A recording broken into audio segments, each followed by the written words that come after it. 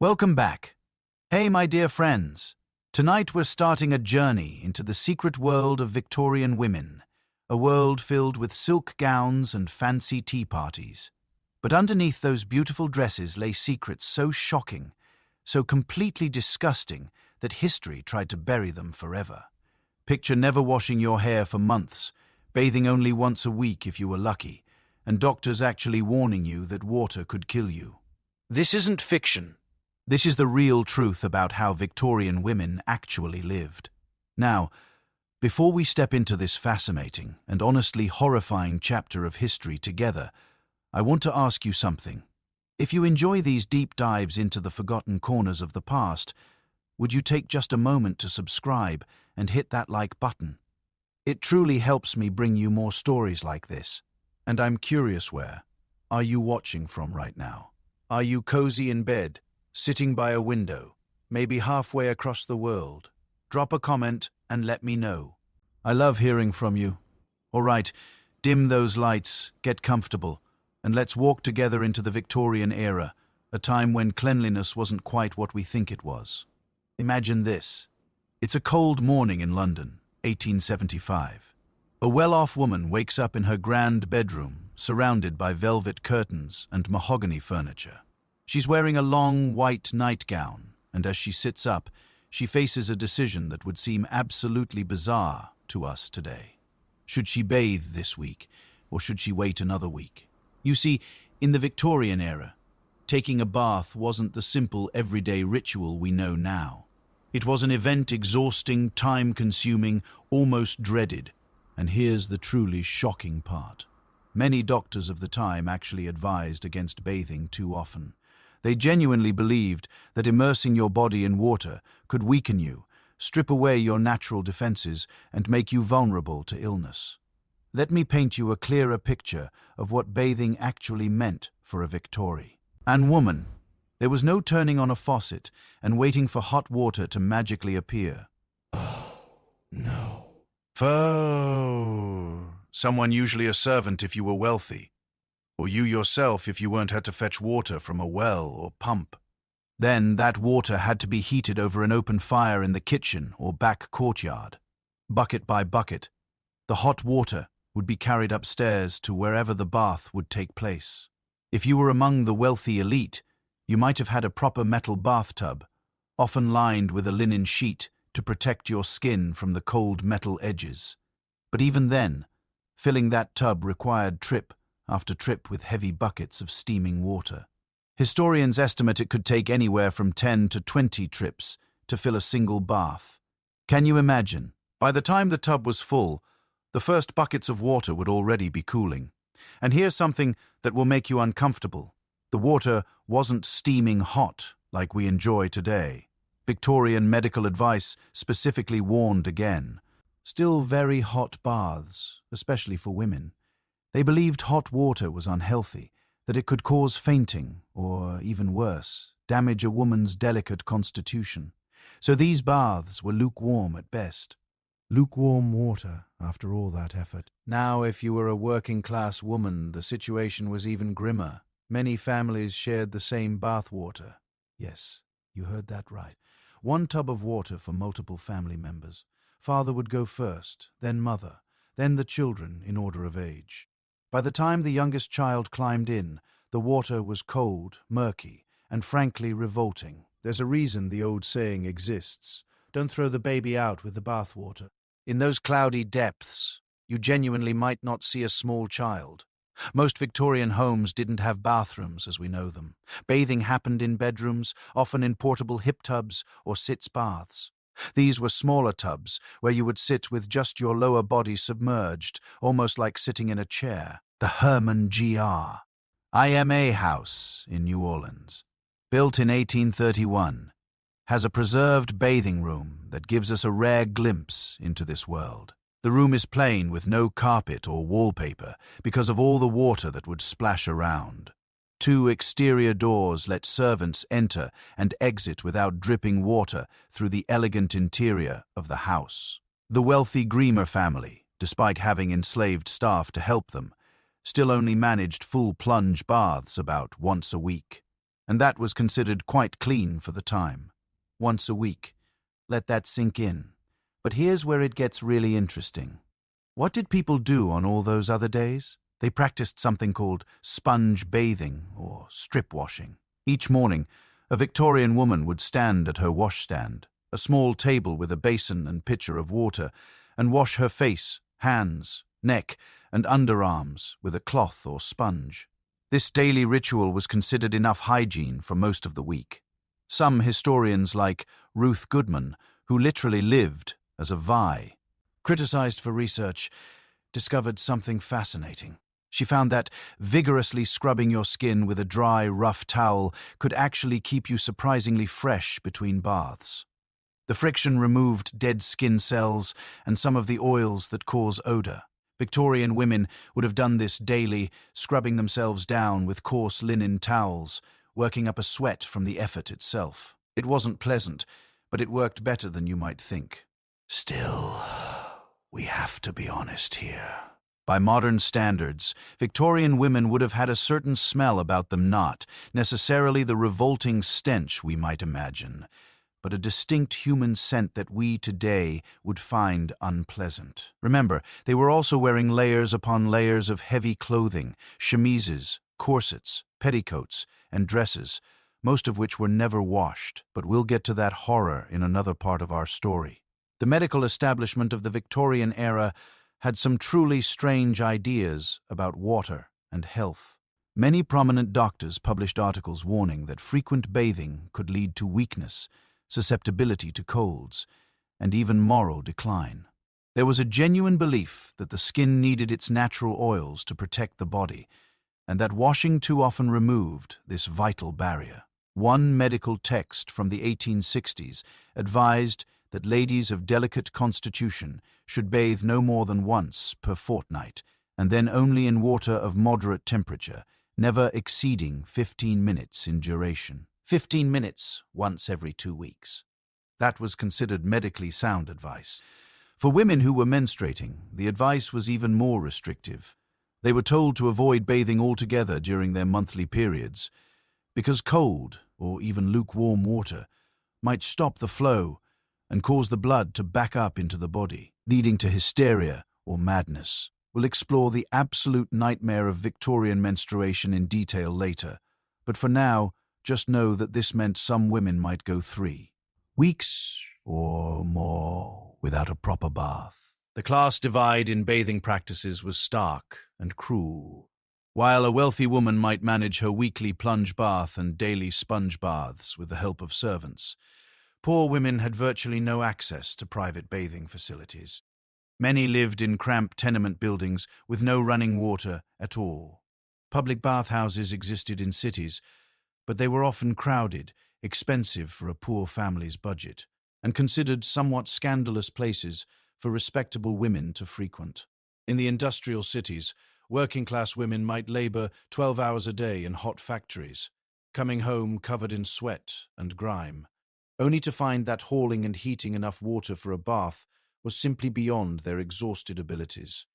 Many settled for a quick wash at a communal pump or sink if one was available. By the 1880s, indoor plumbing began to appear in wealthy homes. The Gallia House in New Orleans, completed in 1859, was one of the first homes in that city to have hot and cold running water and a flushing toilet. But this was extraordinary. Most Victorian families, even fairly well-off ones, didn't have such luxuries until well into the 1890s or even the early 1900s. Here's something that might surprise you. Despite all of this, Victorians were absolutely obsessed with the concept of cleanliness and respectability. For the middle and upper classes, cleanliness became a moral issue, a mark of good character and social standing. But their definition of clean was completely different from ours. Clean meant wearing fresh white linen undergarments, because white showed that you could afford to launder frequently. Clean meant brushing your outer clothes meticulously and keeping your home free of visible dust. Clean meant using perfume and cologne to mask any unpleasant odor. But clean did not necessarily mean bathing daily. It didn't mean washing your hair regularly. It definitely didn't mean what we think of as hygiene today. The Victorians were circa, caught in a strange contradiction. They lived in an age of tremendous scientific and industrial progress. Railways connected cities. Telegraph lines carried messages across continents.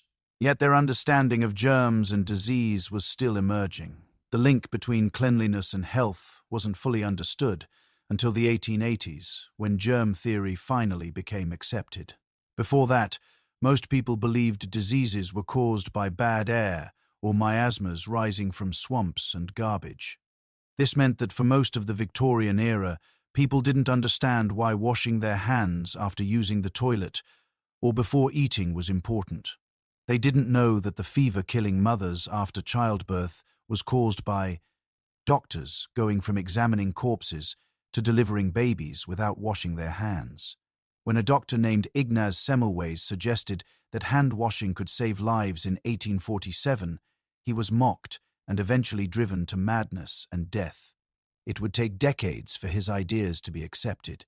So, when we judge Victorian bathing habits, we have to remember they were doing the best they could with the knowledge and resources they had. A weekly bath, by their standards, was actually quite civilized. Daily sponge baths were conscientious. They weren't lazy or foolish. They were simply living in a different reality with different beliefs and different limitations. But that doesn't make it any less shocking to our modern minds. The thought of going a week between baths, of sharing bathwater with your entire family, of doctors warning you that cleanliness might actually harm you is almost incomprehensible. Yet millions of women live this way every single day for decades. And here's the thing that keeps me up at night thinking about this. These weren't just peasant women in remote villages. These were educated, wealthy, fashionable women who attended balls and operas, who were painted by famous artists, who wrote letters and diaries that we can still read today. And in those private writings, they rarely mentioned bathing at all. It was simply not something they thought about the way we do. A lady's diary from 1873 mentions taking a bath as a special occasion. Prepared a bath today as I am to attend the Hendersons' dinner party tomorrow evening. The effort quite exhausted me, but I do wish to appear fresh. This was written by a wealthy woman with servants. For her, bathing before a special event was noteworthy enough to record. The Victorian era taught us something important, even though they didn't realize it at the time. They taught us that cultural norms around cleanliness aren't fixed or universal. What seems absolutely necessary and obvious to one generation might seem excessive or even harmful to another. Our grandchildren might look back at our 3-minute daily showers and think we were just as strange, but they also taught us how far we have come. The simple act of turning on a faucet and having clean hot water instantly available is a miracle. That Victorian women would have treasured beyond measure. Every time we step into a warm shower without a second thought, we're experiencing a luxury that queens and countesses once could only dream of. Now, as uncomfortable as the bathing situation was, it was only the beginning of the hygiene challenges Victorian women faced, because while they might manage a weekly bath, there was something else that went even longer between washings, something that sat on their heads every single day, growing heavier and greasier with each passing week. Their hair. And the story of Victorian hair care is somehow even more disturbing than their bathing habits. But that's a tale for our next chapter. And trust me, you're not going to believe what these women did to their crowning glory. So, we arrive at what might be the most shocking hygiene secret of Victorian women. Their hair. And I want you to really think about this for a moment. When was the last time you washed your hair? Yesterday. This month. Awning? Maybe it's been 2 days and you're feeling a bit greasy.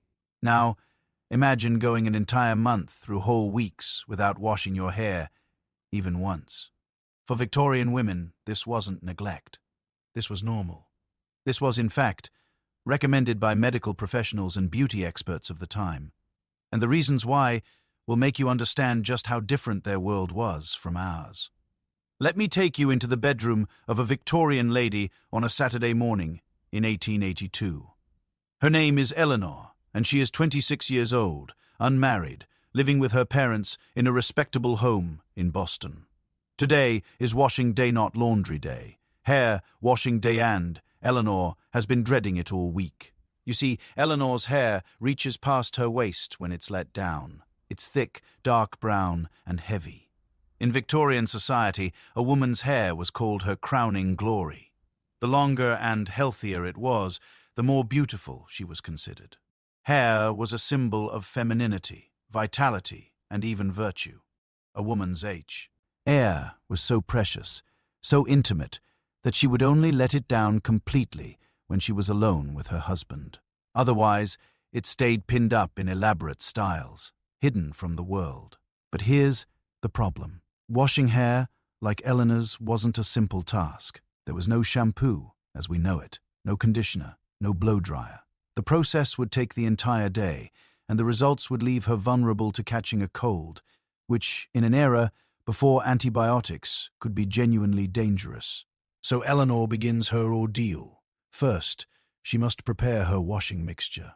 Some women use several raw eggs, cracking them over their heads and working the slippery whites and yolks through their hair like a primitive shampoo. Can you imagine? The smell alone must have been dreadful. Others preferred a mixture of vinegar diluted with water, which at least had the benefit of cutting through grease. Rosemary water was popular among those who could afford it. Some women swore by black tea, believing that tannins strengthened the hair, and yes, some even used rum or other spirits, probably because the alcohol helped dissolve oils. Eleanor, being a practical New England woman, uses the egg method that her mother taught her. She sits by the wash basin, tilts her head forward, and breaks 6 eggs over her scalp. The cold, slimy sensation makes her shudder every time. She works the egg through her hair, massaging her scalp, trying to reach every strand. Her arms ache from the effort. It takes a good 20 minutes of work before she feels it has reached everywhere. Now comes the rinsing. And this is where the real ordeal begins. Remember, there's no shower. Eleanor must rinse her hair using pitchers of water, pouring them over her head again and again, trying to remove every bit of egg. If she leaves any residue, her hair will smell rotten within days. The water is cold because her mother insists that cold water makes hair shinier. Eleanor has lost count of how many pitchers she has used. 10. 15. Her neck aches from bending over the basin. Water has splashed everywhere, soaking her dressing gown and the floor. Finally, she believes she has rinsed out all the egg. Her hair hangs in heavy, wet ropes down her back. And now begins the longest part, the drying. She wraps her hair in towels and sits by the fire. But even with the heat, it will take hours for hair this long and thick to dry. 6 hours, 8 hours, sometimes more.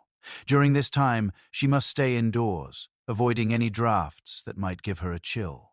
She can't put her hair up because it needs to air out. She can't go about her normal activities because the wet weight gives her a headache. This is why Victorian women washed their hair so infrequently. It wasn't laziness. It was pure practicality combined with genuine medical concern. A book on hygiene and beauty from 1889 explicitly advised that ladies with oily hair should wash every 2 weeks, while those with normal hair need only wash once per month. Oh, NCE per month. Medical professionals genuinely believed this was healthiest. But what about the time between washings? How did Victorian women manage the inevitable grease, the itching, the smell? They had tricks, and some of them were quite ingenious, while others were absolutely disgusting. Many women used dry shampoos made from powders. These weren't like our modern aerosol dry shampoos, though the principle was similar. Victorian dry shampoo was usually made from arrowroot powder, orris root powder, or even simple cornstarch mixed with finely ground lavender or rose petals. A woman would sprinkle this powder onto her scalp, work it through with her fingers, then brush it out vigorously. The powder absorbed some of the oil, and the brushing distributed the remaining natural oils through the hair shaft. giving it shine. Brushing was absolutely critical to Victorian hair care. Women were advised to brush their hair 100 strokes every single night before bed. This served multiple purposes. Ease. It distributed the scalp's natural oils, which in the absence of regular washing acted as a natural conditioner. It removed dust and tiny debris that accumulated during the day. And it stimulated blood flow to the scalp, which Victorians believed promoted hair growth. Can you picture it? Every single night, women across America and Europe sat before their mirrors in their long nightgowns, counting out 100 brush strokes. It must have been meditative for some, monotonous for others, but they did it religiously because their hair was that important. Now, here's something that will make your scalp crawl. Victorian women kept their hair pinned up in elaborate styles for days, sometimes weeks at a time. These weren't simple buns or ponytails. These were architectural creations. Braids coiled and pinned, curls arranged and secured with dozens of hairpins, pads of false hair added for volume, decorative combs and ornaments woven throughout. Creating one of these hairstyles could take 2 hours or more. If you had a lady's maid, she would do it for you. If not, you learned to do it yourself with the help of mirrors and incredible patience. Once it was done, you didn't take it down lightly. Women would sleep with their heads on special hard pillows designed to preserve their hairstyles. They would wrap their hair in scarves or nets to protect the arrangement. Think about what this means. Hair that hasn't been washed in 3 weeks, pinned up tight against the scalp for days at a time, accumulating sweat, dust, powder, and the natural oils constantly being produced. The itching must have been incredible. And yes, lice were a constant problem, though polite society never spoke of it. A diary entry from a young woman in 1860 gives us a rare glimpse into this reality. She writes, "My scalp itches abominably, but I cannot take down my hair, as I have the Weston's ball tomorrow evening, and Mother spent 2 hours arranging it yesterday. I must endure until Saturday, when I may wait." It properly. She suffered with an itching scalp for days, rather than undo an elaborate hairstyle. The wealthy had a slight advantage here. They could afford to have their hair styled more frequently by professional hairdressers or skilled maids. Some even had their own personal hair care servants, whose entire job was maintaining the mistress's crowning glory. But even these privileged women rarely washed their hair more than once a week, and weekly was considered almost excessive by many. There was also a social element to hair that we have completely lost today. A Victorian woman would never, ever let down her hair in public or in the presence of men other than her husband. Loose, flowing hair was considered shockingly intimate and sensual. It was reserved for the privacy of the bedroom, just for her husband's eyes. This meant that most Victorian women went through their entire public lives without anyone ever seeing their hair fully loose. Your closest female friends might see it. When helping you prepare for bed during a visit, or if you shared intimate spaces, but otherwise your hair was always up, always pinned, always controlled. There's something almost tragic about this, isn't there? This thing that was so prized, so carefully maintained, so central to a woman's beauty and, yet it had to remain hidden. A woman's crowning glory that almost no one was allowed to see crowned. The quality of your hair did signal your social class and health, though. Healthy, shiny, thick hair required good nutrition, which poor women often lacked. The elaborate hairstyles required time and assistance, which working women didn't have. So in a way, your hair was a visible marker of your privilege, even when pinned up and hidden. As the Victorian era progressed into the 1890s and early 1900s, commercial hair products began to appear. The first manufactured shampoos were sold, though they were nothing like our modern formulas. Early shampoos were often soap-based and harsh, leaving hair dry and brittle, unless followed by acidic rinses of vinegar or lemon juice to restore the pH balance. But even with these new products available, the cultural habit of infrequent washing persisted. Old medical advice dies hard, and many women continued to believe that washing too often would damage their hair or make them ill. It wasn't until well into the 20th century, with the advent of indoor plumbing, efficient water heaters, and gentler shampoo formulations, that daily or every other day hair washing became common. Here's something that really strikes me about this whole situation. Victorian women were caught between competing ideals. Society told them their hair was their crowning glory, the pinnacle of their beauty, something to be treasured and displayed. But that same society gave them almost no practical way to keep it clean and healthy by our standards. They were supposed to have glorious hair, while rarely washing it, while pinning it up so tightly that it never saw tea. The sun, while using harsh products and heat styling that we now know, causes damage. And yet, if you look at Victorian photographs and remember, photography was still quite new and special, so people looked their absolute best. Many women have truly beautiful hair in those images. Thick, lustrous, obviously well cared for. They were working with what they had, and many of them achieved remarkable results. But I can't help thinking about the discomfort, the itching, the greasiness after 2 weeks, the heaviness of hair that hasn't been properly cleansed in a month, the smell which no amount of powder and perfume could completely mask. And this, my friends, brings us to another aspect of Victorian women's hygiene that was even more taboo, even more hidden, even more uncomfortable to discuss. Something that happened to women's bodies every single month, and something they had to manage with virtually no proper products, no understanding, and absolutely no permission to speak about it public. Lie. Yes, we need to talk about menstruation in the Victorian era.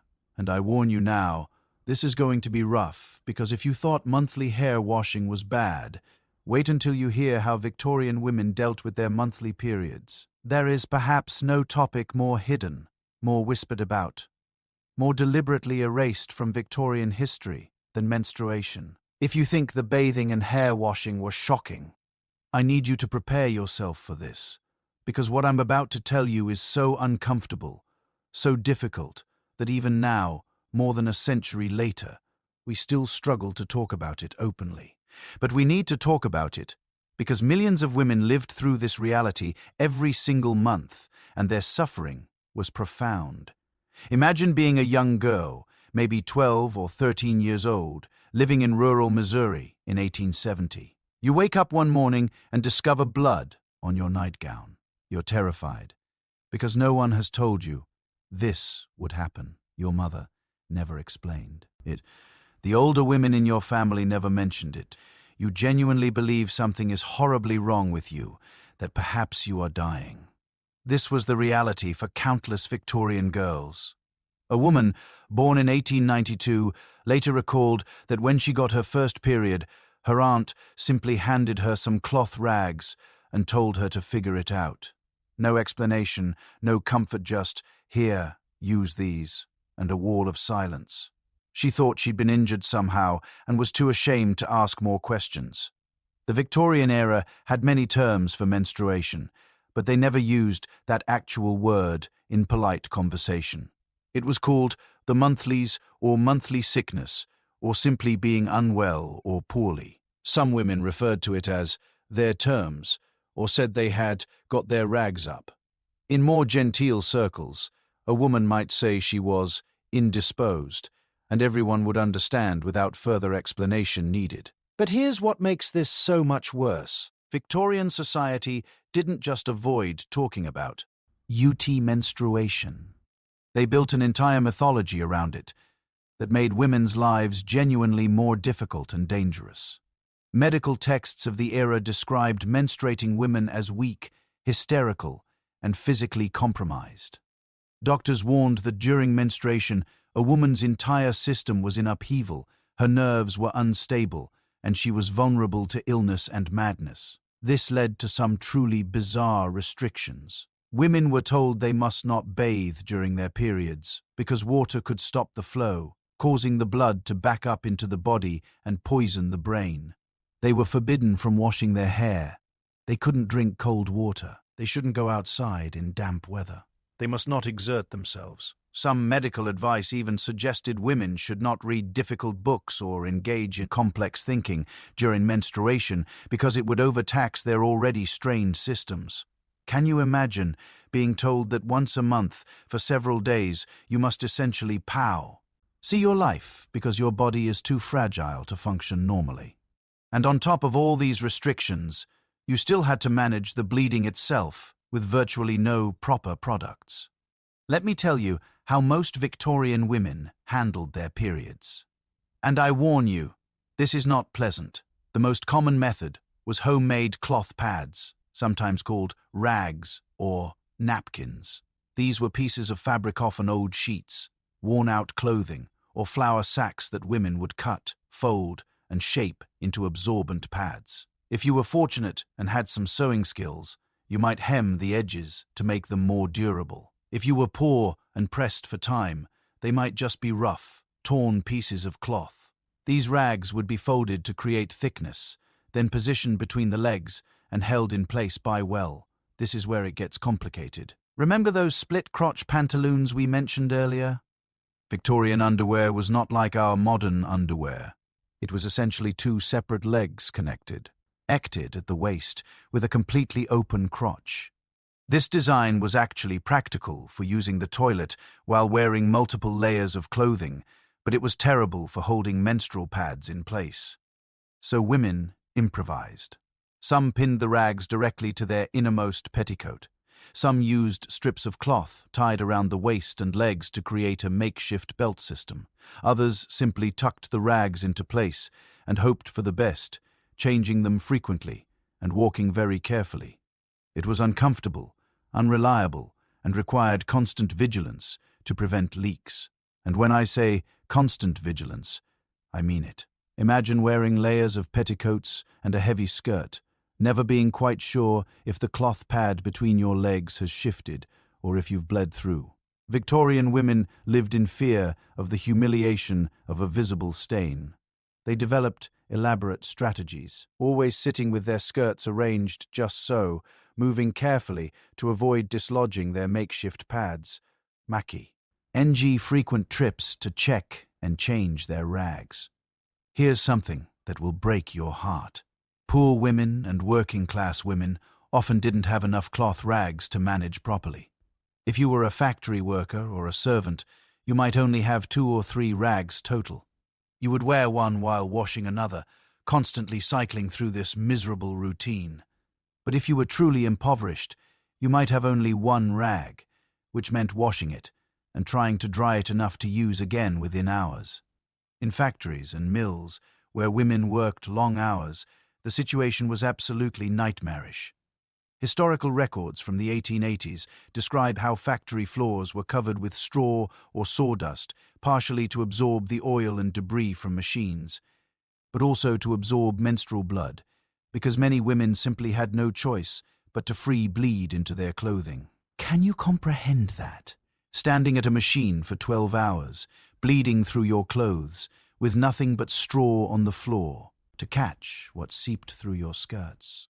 For homeless women or those in workhouses, it was even worse. Many had no access to rags at all and simply bled into their clothing month after month, the stains permanent reminders of their poverty and lack of dignity. But even middle-class and wealthy women struggled with this. Having money bought you more cloth rags and perhaps a servant to help wash them, but it didn't solve the fundamental problem. Those cloth rags had to be washed after use, and this presented its own challenges. Menstrual blood is notoriously difficult to wash out.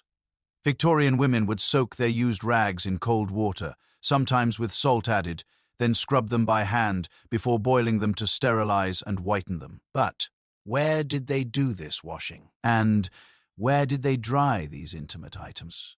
A woman couldn't simply hang her menstrual rags on the clothesline in the backyard for all the neighbors to see. That would be utterly scandalous. So they washed them in prior, usually in their bedrooms, and dried them discreetly, often draped over a chair near the bedroom fire or tucked away where no one else would see.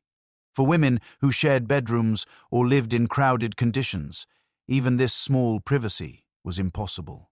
A Victorian woman's diary from 1873 includes this poignant entry. Most unwell today. The usual difficulties with the cloths. Mother is cross because I use too much water washing them. Cannot go to the church social this evening. Made an excuse about a headache. The shame and practical difficulties combined to isolate women during their periods. By the 1890s, some commercial options began to appear.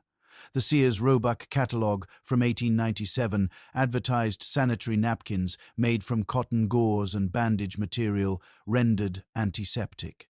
They cost 40 cents for a box of 12. But even though these were available, many women didn't purchase them. The taboo was too strong. Imagine walking into a store and asking to buy sanitary napkins. It was artifying. Most women continued making their own at home. The catalogue also advertised something called the Ladies' Elastic Doily Belt, which was specifically designed to hold sanitary napkins in place. It was a belt made of soft satin with a rubber band across the hips and 2 clips, one in front and one in back, to secure the napkin. This was revolutionary. For the first time, women had a somewhat reliable way to keep pads in position. But again, buying such an item required overcoming tremendous shame. Many women ordered it from the catalogue specifically to avoid face-to-face transactions. Even the language in these advertisements reveals the extreme discomfort surrounding the topic. They never said menstruation or period.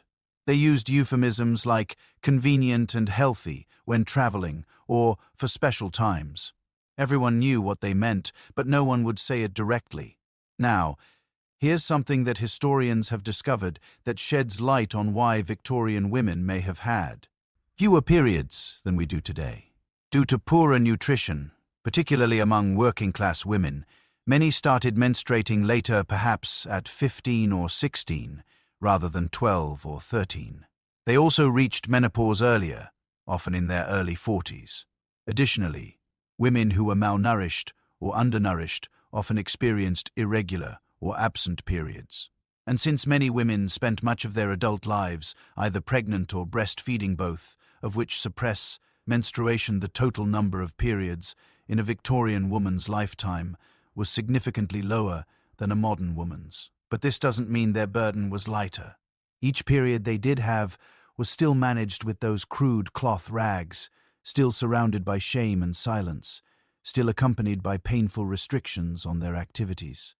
The medical advice around menstruation was not just inconvenient, it was sometimes dangerous. Remember how women were told not to bathe during their periods. This meant that during the days when cleanliness was most important, they were forbidden from washing properly. The discomfort and hygiene issues this caused are difficult to even imagine. There were also strange beliefs about what would happen if menstrual blood wasn't allowed to flow freely.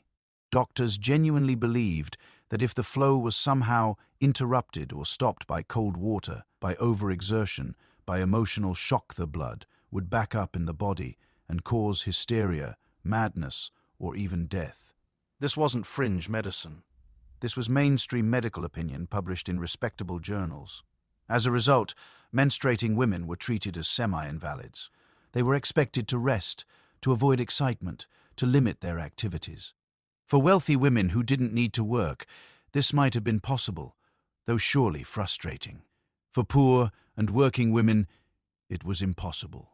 They had to keep working, keep caring for their children, keep managing their households, all while dealing with their periods and the conviction that they were risking their health by doing so. There's something deeply cruel about how Victorian society handled menstruation. On one hand, it was considered so private, so shameful, that it couldn't be mentioned or discussed. On the other hand, women were given no real support or solutions for managing it. They were supposed to suffer silently and figure it out themselves, passing down inadequate knowledge from mother to daughter in whispers. And the suffering was real. Without proper products, women dealt with constant leaking, staining, discomfort, and chafing. Without the ability to bathe, they dealt with odor and hygiene issues. Without open discussion, they dealt with fear and confusion. Never sure if what they were experiencing was normal By the early 20th century, things began to change. Nurses during World War I noticed that the cellucotton bandages they used on wounded soldiers were excellent at absorbing blood. After the war, a company called Kimberly-Clark adapted this material to create Kotex, the first widely successful disposable sanitary napkin. It was introduced in 1920, and gradually, slowly, the stigma began to ease. But for the women of the Victorian era, no such relief existed. They managed as best they could, with rags and pins and constant vigilance. They endured the shame and the silence. They survived month after month, year after year. When I think about this, about all those millions of women dealing with their periods in such primitive conditions, it makes me grateful for things I usually take for granted. Modern menstrual products aren't perfect, and we still have a long way to go in terms of menstrual equity and ending period stigma. But we have come so far from those folded rags and cloth belts. Victorian women deserved better. They deserved products that worked. They deserved honest medical information. They deserved not to feel ashamed of a natural bodily function. But they got none of those things, and yet they persevered. Of course, managing. Menstruation wasn't the only bathroom-related challenge Victorian women faced, because we haven't yet talked about the daily, multiple times per day necessity that every human faces. Yes, we need to discuss Victorian toilets, or rather, the lack thereof. And when you understand what Victorian women went through just to use the bathroom, you'll never complain about a public restroom again. I need to tell you about something that every single Victorian woman dealt with multiple times every day. Something so basic and necessary that we never think twice about it now. But in the Victorian era, this simple human need became a complicated, uncomfortable, and sometimes genuinely hazardous ordeal. Using the toilet. I know this might seem like a strange thing to focus on, but trust me, when you understand what Victorian women went through just to relieve themselves, you'll gain a whole new appreciation for modern plumbing. Because what they dealt with was not just inconvenient, it was often humiliating, always uncomfortable, and sometimes downright dangerous to their health. Let's start with the most basic question. Where did a Victorian woman go when nature called? The answer depended entirely on her social class, where she lived, and what time of day it was. But regardless of the circumstances, it was never simple. For most of the Victorian era, the majority of homes did not have indoor bathrooms. Even wealthy families in grand houses often relied on chamber pots and outhouses well into the 1880s. Can you imagine living in a mansion with velvet curtains and crystal chandeliers, but still having to go outside to a wooden shack when you needed the toilet? Chamber pots were the most common solution for nighttime needs. These were ceramic or metal bowls, usually with handles, that were kept under the bed or inside a special piece of furniture called a commode or close stool. The commode looked like a regular chair or small cabinet, but it hid a chamber pot inside. Some were quite elegant, made of fine wood with cushioned seats, but no amount of decorative carving could change what they were. Pots that you urinated and defecated into right there in your bedroom. Now, picture this scene. It's 3 a.m. in winter, 1875, in a Chicago townhouse. Margaret wakes up with an urgent need to urinate. She's wearing a long flannel nightgown and sleeping in a bedroom she shares with her younger sister. The room is freezing because there's no central heating, just a fireplace that has long since burned down to embers. Margaret doesn't want to wake her sister, so she moves quietly. She slides out of bed, her bare feet touching the icy floor. She feels under the bed for the chamber pot, pulls it out, and here's where it gets complicated. She's wearing that long nightgown that goes all the way to her feet. She has to hike it up, squat, or sit over the pot in the darkness, and try to aim correctly. In summer, this might not be so bad, but in winter, in a arc freezing room, trying to be quiet, it's genuinely difficult. And then comes the truly unpleasant part. That chamber pot now contains urine, and it will stay there until morning, when someone, usually a servant if you have one, or Margaret herself if you don't, carries it through the house to empty it. Where? Perhaps out a back door to dump in a pit or privy in the yard. Perhaps into a basement cesspool if you have indoor plumbing of that primitive sort. Can you imagine starting your day by carrying a sloshing pot of your own waste through the house? The smell, the risk of spilling, the sheer indignity of it. This was daily life for Victorian women. For wealthy families with servants, the lady of the house might never have to empty her own chamber pot, but she still had to use it, and she still had to live with the knowledge that a servant was handling her most intimate waste. The Victorian era was obsessed with propriety and privacy. Yet this aspect of life demolished any illusion for such things. Now let's talk about daytime toileting, which presented an entirely different set of challenges. During the day, most people used an outhouse or privy, a small wooden structure built over a pit in the backyard. These ranged from rough shacks with a simple hole cut in a bench to more elaborate 2- or 3-seater models that allowed multiple family members to go simultaneously. Yes, you read that correctly. Multi-person outhouses were common, especially in larger families or boarding houses. Imagine needing to use the privy and discovering your brother is already in there. In many homes, you just go in and use the second hole. Privacy was a luxury most people couldn't afford. The outhouse experience was unpleasant in ways that are hard to fully convey. In summer, the smell was overwhelming. Flies buzzed constantly. The heat made the stench even worse, and you'd try to hold your breath the entire time you were in there. In winter, it was a different kind of torture. Go in. Outside in the freezing cold and snow, sitting on a wooden seat that felt like ice against your skin, wind whistling through the cracks in the walls. Some families kept a chamber pot indoors during the coldest months just to avoid this ordeal. And then there was the question of what you used to clean yourself afterward. Before the 1870s, there was no such thing as toilet paper as we know it. So what did people use? The most common options were pages torn from old catalogues or newspapers, corn cobs if you lived in a rural area, or sometimes just nothing at all. Let that sink in for a moment. Old newspaper might seem reasonable, until you remember that 19th century newspaper was rough, unsoft, and the ink would smudge all over your skin. Catalogue pages were slightly better. The Montgomery Ward and Sears Roebuck catalogues were actually popular for this purpose. And there are jokes from that era about people ordering from the catalogue and then using the catalogue itself in the outhouse. But we were still rough paper, nothing like the soft tissue we use today. Corn cobs, for those who are unfamiliar, are the hard inner part of corn after you remove the kernels. They're rough, scratchy, and exactly as terrible as they sound. But in rural areas, they were free and readily available, so people used them. The first commercial toilet paper squares were sold in the 1870s, and they were marketed as medicated, with chemicals added to help reduce bathroom odors. But they were expensive, and many people considered them an unnecessary luxury.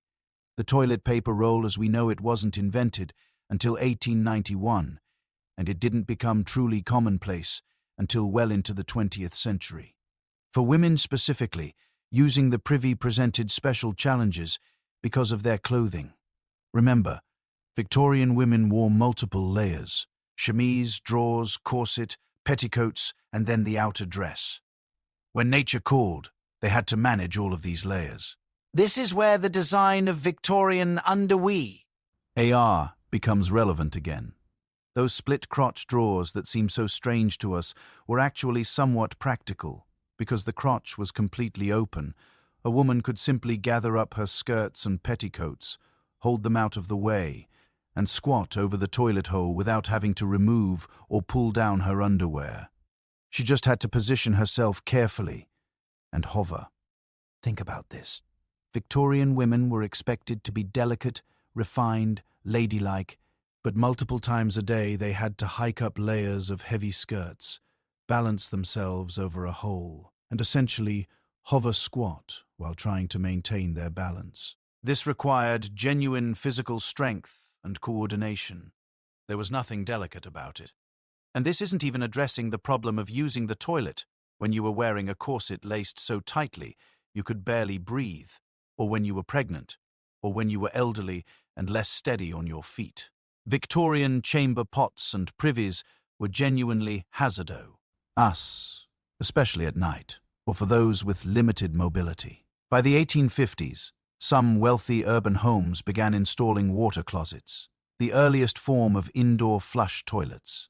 But these early versions came with their own set of horrifying problems. Most of them drained into cesspools in the basement of the house. These were large pits, sometimes lined with brick, that collected all the household sewage. The idea was that the liquid would gradually seep away into the surrounding soil, while the solid waste would accumulate and need to be emptied periodically. But in practice, these cesspools were disaster zones. They filled up quickly, especially in large households. The smell would seep back up through the pipes and into the house. And when they needed to be emptied, it was a nightmare.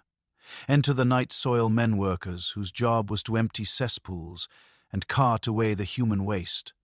They were called night soil men because by law, in most cities, they were only allowed to do this work at night. When their disturbing task wouldn't offend the sensibilities of respectable people going about their day. These men would come in the darkness, dig into the cesspool, shovel out the accumulated sewage, load it into carts, and haul it away to be sold as fertilizer to farmers outside the city. Can you imagine living in a fine house, trying to maintain an image of respectability and refinement, but knowing that several times a year men would come in the night to dig out your family's accumulated waste? The smell during this process was so overwhelming that families would often leave their homes and stay with relatives for the night. And even between emptyings, the cesspools posed constant problems. They leaked, contaminating water wells. They cracked, causing sewage to seep into the basement. They overflowed during heavy rains, flooding homes with waste. There were documented cases of people, including children, falling into cesspools and drowning in sewage. It was horrific. In 1858, Don experienced what came to be called the Great Stink. The summer was unusually hot, and the Thames River, into which much of the city's sewage flowed, became so overwhelmingly putrid that the smell shut down Parliament. Lawmakers literally couldn't work because the stench was so unbearable. Curtains soaked in chloride of lime were hung in the windows, but nothing helped. This crisis finally forced the government to invest in a modern sewer system designed by engineer Joseph Bazalgette.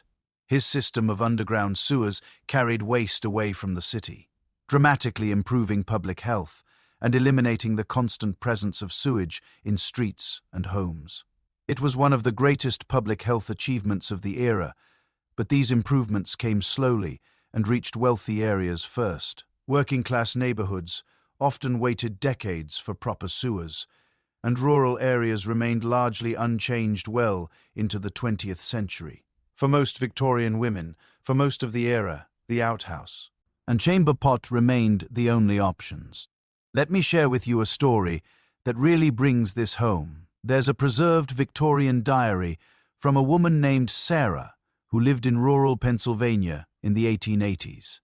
She kept meticulous records of her daily life. And in one entry from January, she writes about a particularly brutal winter storm that made it impossible to reach the outhouse for 3 days. The family had to rely entirely on chamber pots, which they couldn't empty because of the snow. She describes the smell in the house becoming unbearable, the humiliation of it all, and her relief when the storm finally broke and they could empty everything. This was life. This was normal. Victorian women, for all their supposed delicacy and refinement, dealt with this reality every single day. For women who lived in cities and had to go out for work or social obligations, the situation was even more complicated. Public toilets barely existed. If you were out shopping or at a social event and needed to use the toilet, your options were extremely limited. Some wealthy homes had facilities for guests, but using them meant asking your host, which was mortifying. Many women simply trained themselves to hold it for hours, which must have been genuinely painful and unhealthy. There are accounts of Victorian women at long church services, at balls that lasted until dawn, at day-long shopping excursions with no access to toilets. They would try not to drink much before going out. They would suffer through the discomfort, and they would rush home the moment they could, desperate for relief. The whole situation was made worse by the intense shame and secrecy surrounding bodily functions. Victorian society pretended that respectable women didn't sweat, didn't have body odor, and certainly didn't urinate or defecate. The reality that they did all these things, just like everyone else, had to be hidden and denied. This denial extended even to medical care. Women who developed urinary tract infections or other problems related to poor toilet hygiene often suffered in silence rather than discuss such indelicate matters with the doctor. Chronic constipation was epidemic among Victorian women, partly due to poor diet and tight corsets, but also because the social shame around defecation meant women would try to go as infrequently as possible. By the 1890s and into the early 1900s, indoor plumbing with proper sewage systems began to spread, at least in urban areas and around. Those who could afford it. Bathrooms, as we know them, with flush toilets, sinks, and bathtubs, all in one room, started to appear in new construction. This was genuinely revolutionary. For the first time, people could take care of their bathroom needs with privacy, comfort, and a reasonable degree of hygiene. But this progress came slowly. Many Victorian women lived their entire lives never experiencing indoor plumbing. They were born into a world of chamber pots and privies, and they died in that same world, never knowing the luxury of a private, clean, comfortable bathroom. When I think about all of this the chamber pots carried through the house each morning, the freezing trips to the outhouse in winter, the newspaper squares and corncobs, the cesspools full of sewage under elegant homes, the constant smell and discomfort and indignity of it, all I'm struck by how much we take for granted. The simple act of using a clean private toilet with soft paper and running water to wash our hands. Afterward is a luxury that Victorian women could barely imagine. They managed. They survived. But at what cost to their comfort, their health, their dignity? Every single day, multiple times a day, they faced this challenge. And they were expected to do it all while maintaining an appearance of delicate, refined femininity. The disconnect between the image and the reality was staggering. Of course, the toilet situation wasn't the only area where Victorian women's reality failed to match their delicate image.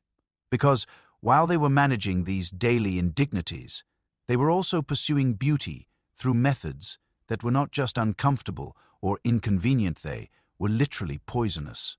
And that brings us to perhaps the most shocking aspect of Victorian women's hygiene: what they put on their skin in the name of beauty. What I'm about to tell you sounds like something from a horror story, but I promise you every word is historically documented truth.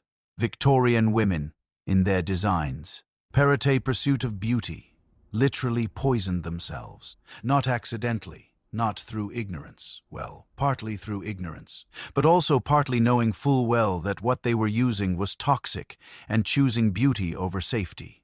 Anyway, the Victorian beauty ideal was very specific, very strict, and very pale, extremely pale. The paler your skin, the more beautiful you were considered, because pale skin signaled that you didn't have to work outdoors. You were wealthy enough to stay inside, refined enough to avoid the sun. Pale skin was a class marker, a status symbol, and a sign of virtue and purity. But here's the problem. Not everyone is naturally pale. Sun exposure, genetics, and simple biology meant that achieving that translucent, almost ghostly pallor required help. And the help that Victorian women turned to was arsenic, lead, and mercury. Literal poison applied to the face, sometimes eaten, sometimes absorbed through the skin day after day, year after year. Let me introduce why. Or to a woman named Clara. She's fictional. but her story is based on real accounts from the 1880s. Clara is 24 years old, living in Philadelphia, and desperately wants to be beautiful according to the standards of her time. Her skin has a slight olive tone that she considers a defect. She has freckles which in the Victorian era were seen as shameful blemishes that ruined a woman's complexion. So Clara does what thousands of other women did. She orders Dr. Campbell's safe arsenic complexion wafers from the Sears Roebuck catalogue. The advertisement promises that these wafers will give her a clear, transparent, and beautiful complexion, and assures customers that they are perfectly safe and absolutely harmless. The wafers arrive in a discreet package. They're small, white, and taste slightly chalky. Clara is supposed to dissolve one on her tongue 3 times a day, like a mint.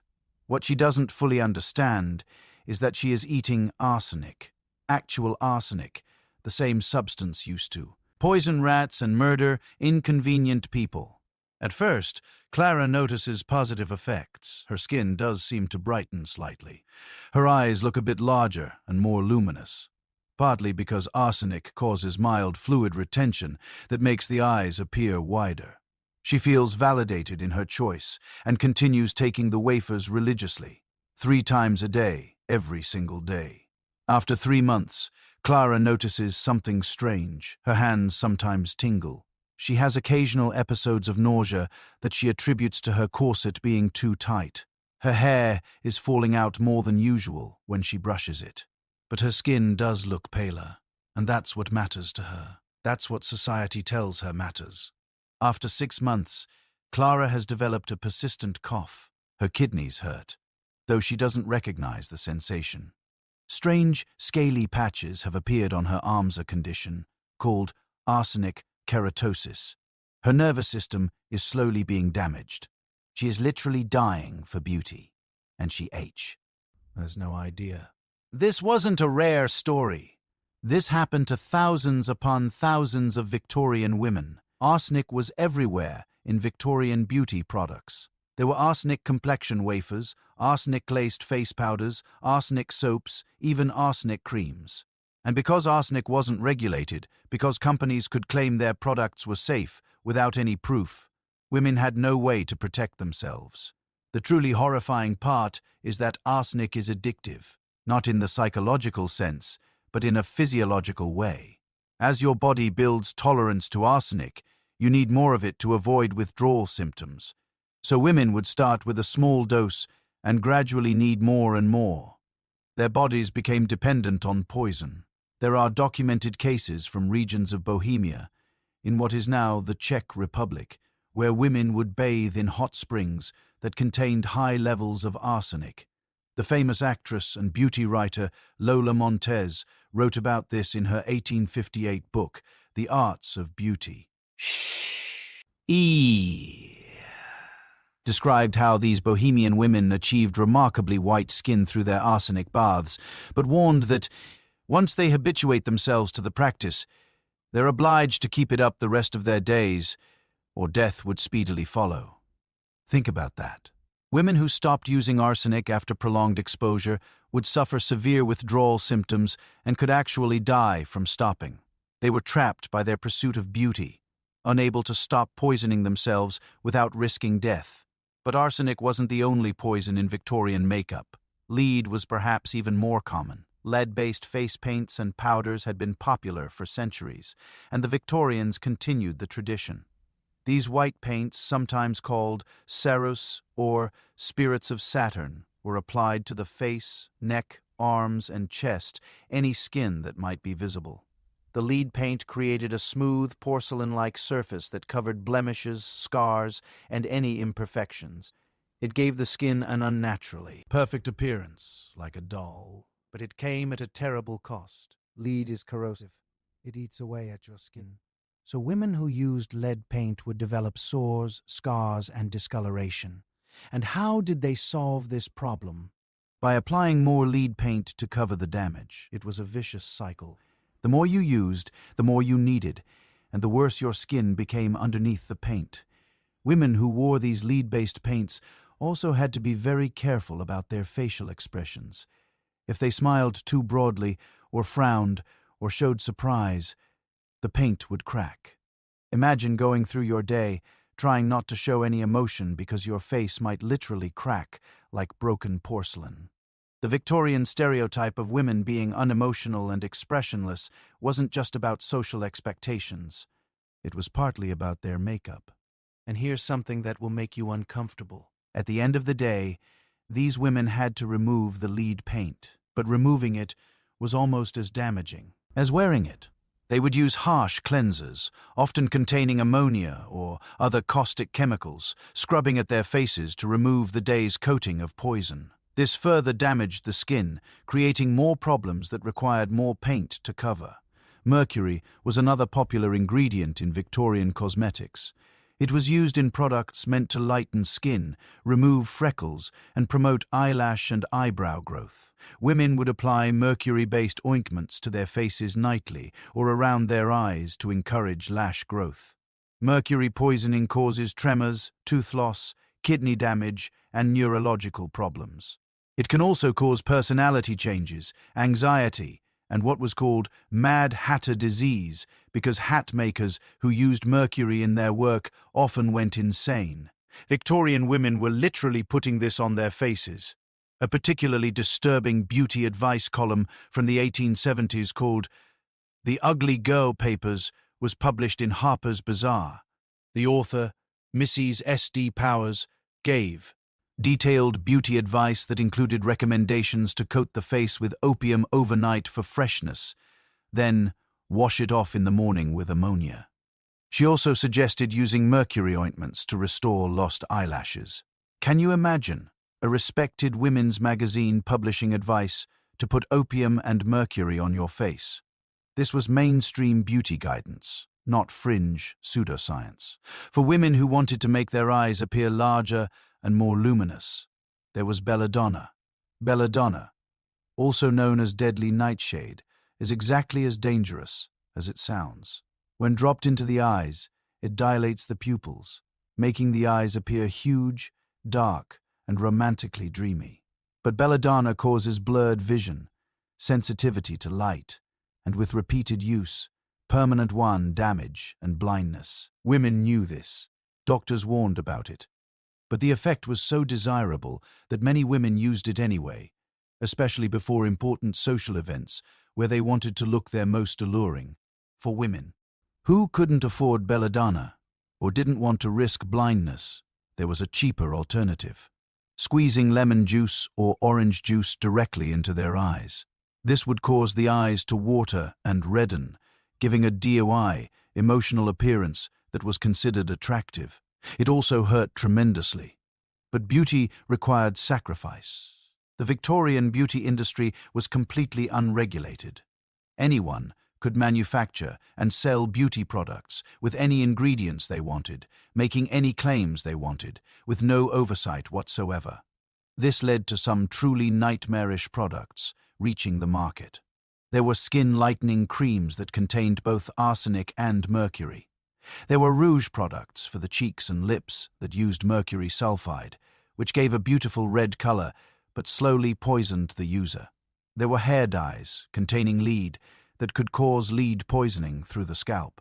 And because all of this was so secretive, because respectable women were supposed to be natural, lie beautiful and not admit to using cosmetics, women bought these products through the mail or through back doors of pharmacies, never discussing them openly.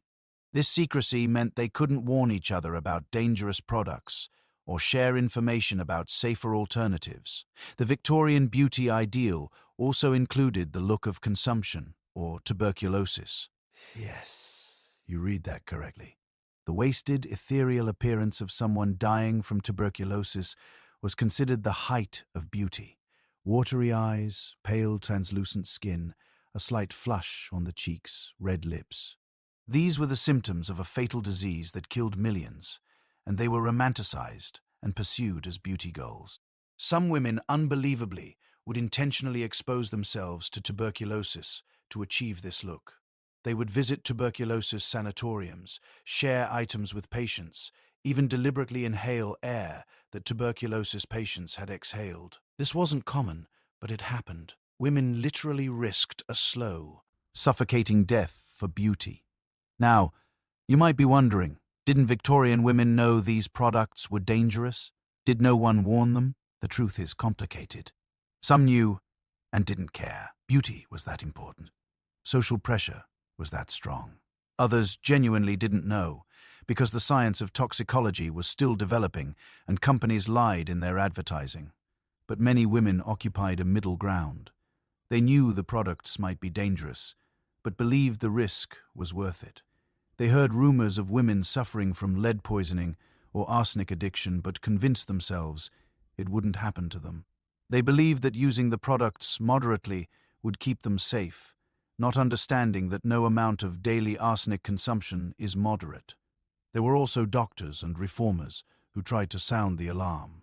As early as the 1860s, medical journals were publishing articles about the dangers of arsenic complexion, wafers, and lead-based cosmetics.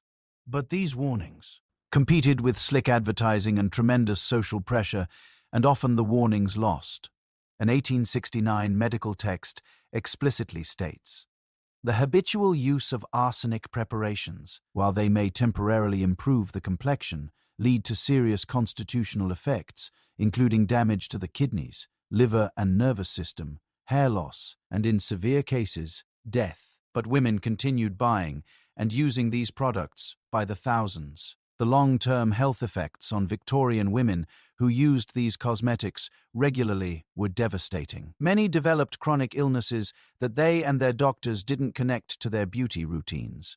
Kidney failure, liver disease, neurological disorders, blindness, hair loss, skin conditions that never healed. There are tragic stories of young women who became invalids in their 20s and 30s, their health destroyed by years of arsenic wafers and lead paint and mercury creams. Their families often had no idea what had caused their decline. The women themselves. Ease might not have made the connection, attributing their illness to the vague Victorian diagnosis of female weakness or nervous exhaustion. And here's perhaps the most heartbreaking aspect of all this. These women weren't foolish. They weren't ignorant. They were responding rationally to the society they lived in. In Victorian society, a woman's beauty was her currency, her power, her ticket to a good marriage and a secure future. An unmarried woman with no beauty had very few options. So women took risks with their health because the alternative of being unmarried, poor, and socially marginal seemed worse. The pressure on Victorian women to be beautiful was immense and unrelenting. Every women's magazine, every beauty manual, every social interaction reinforced the idea that a woman's worth was tied to her appearance. And the beauty standard was so specific, so unnatural, so difficult to achieve naturally, that many women felt they had no choice but to use these dangerous products. By the early 20th century, as medical science advanced and government regulations began to develop, these poisonous cosmetics gradually disappeared from the market. The Pure Food and Drug Act of 1906 in the United States began to regulate what could be sold, and products had to list their ingredients. Arsenic complexion wafers became illegal. Lead-based paints were banned from cosmetics, but the damage had been done to generations of women who had sacrificed their health, their well-being, and sometimes their lives in pursuit of an impossible beauty standard. Victorian cemeteries hold countless young women who were killed by their own face powder and complexion wafers. When I think about Clara, my fictional Victorian woman slowly poisoning herself with arsenic wafers, I think about how little has changed in some ways. Women today still face immense pressure to meet beauty standards. We still use products with questionable ingredients. We still sometimes prioritize appearance over health. At least today we have regulations, ingredient lists, warnings, and choices. Victorian women had none of these protections. They were at the mercy of unscrupulous manufacturers and a society that valued their beauty above their well-being. Of course, the poisonous cosmetics weren't the only way Victorian women sacrificed their health for beauty. Because we haven't yet talked about the garment that shaped the Victorian female silhouette. the piece of clothing that women wore from their teenage years until old age, the undergarment that quite literally reshaped their internal organs and restricted their ability to breathe. We need to discuss the corset and what it really did to Victorian women's bodies. The corset is perhaps the most iconic piece of Victorian clothing and also the most misunderstood. When most people think of Victorian corsets, they picture women fainting dramatically, unable to breathe, their internal organs crushed into unnatural positions. And while there's some truth to this image, the reality is both more nuanced and somehow even more disturbing than the stereotype suggests. Let me start by being clear about something. Not all Victorian women tight-laced their corsets to extremes. Many wore them at reasonable sizes that provided support without serious health consequences, but many others, particularly young, fashion-conscious women desperate to achieve the ideal silhouette, absolutely did compress their bodies to dangerous degrees. And even moderate corset wearing, done every single day from adolescence through old age, had significant effects on the body. The Victorian ideal was the hourglass figure, but taken to an extreme we can barely comprehend today. An 18-inch waist was considered perfection. 20 inches was acceptable. Anything above 22 inches was considered large. Now think about your own waist for a moment. The average adult woman's natural waist today is around 30 to 32 inches. Victorian women were trying to compress their waist to M, more than 10 inches smaller than what is naturally typical. How did they achieve this? Through a process that began in childhood and continued relentlessly throughout their lives. Let me walk you through what happened to a Victorian girl's body as she grew up wearing corsets. At around age 12 or 13, a girl would be put into her first corset. This was often presented as a rite of passage, a sign that she was becoming a young lady. Her mother and aunts would gather around, helping her into the stiff garment made of heavy fabric reinforced with steel or whalebone stays. They would pull the laces, gradually tightening them, and the girl would feel her torso being compressed, her ribs pushed in, her waist cinched. At first, it would be uncomfortable, but not unbearable. The corset would be laced to a size that was smaller than her natural waist, but not dramatically so. But here's the crucial part. She would wear it every single day, all day, from the moment she dressed in the morning until he prepared for bed at night. Her body would never get a chance to return to its natural shape, except for a few hours of sleep. Over months and years, the constant pressure would begin to reshape her ribcage.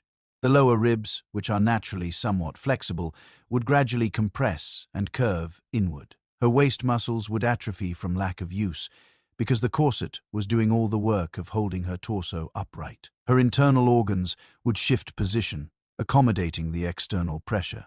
And as her body adapted, the corsets would be tightened further. A 16-year-old girl who started at a 24-inch waist at age 12 might now be down to 20 inches. And still, the pressure would continue. Mothers would often do the lacing, pulling tighter and tighter, while their daughters gasped and protested. It was seen as necessary, as an act of love preparing the girl for marriage and society. By the time a Victorian woman reached her early 20s, her body had been permanently altered. X-rays of Victorian-era skeletons show dramatic deformations. The rib cage is compressed, sometimes with the lower ribs overlapping each other or curved so severely that they nearly touch the pelvis. The spine shows abnormal curvature. The space where the internal organs should sit has been reduced by as much as 30%. Think about what this means for the organs themselves.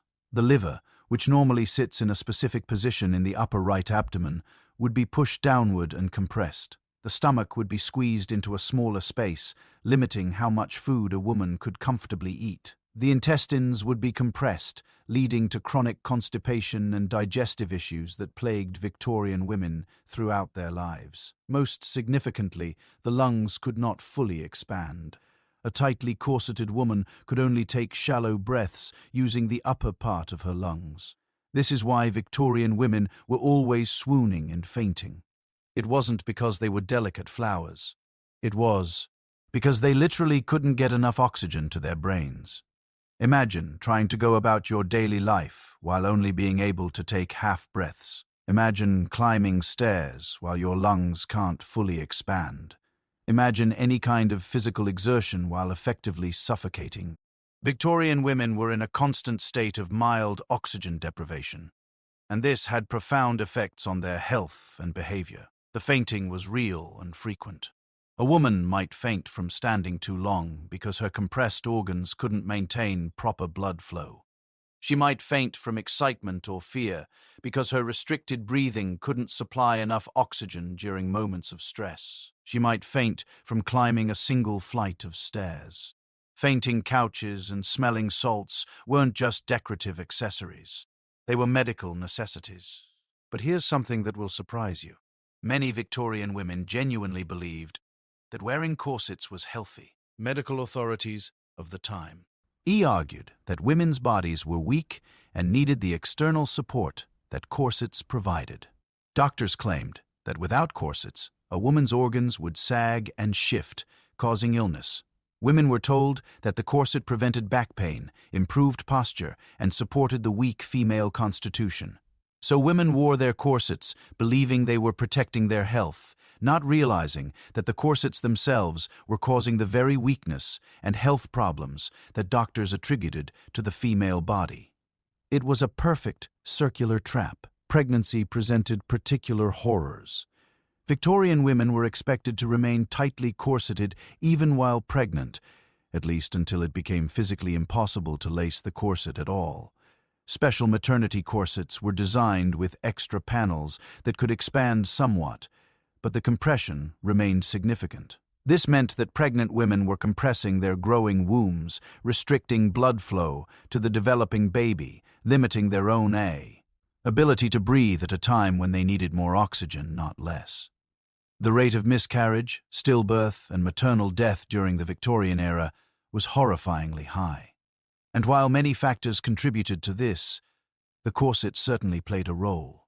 There are documented cases of Victorian women going into labor while still wearing their corsets because they were too embarrassed to be seen uncorseted, even by doctors and midwives.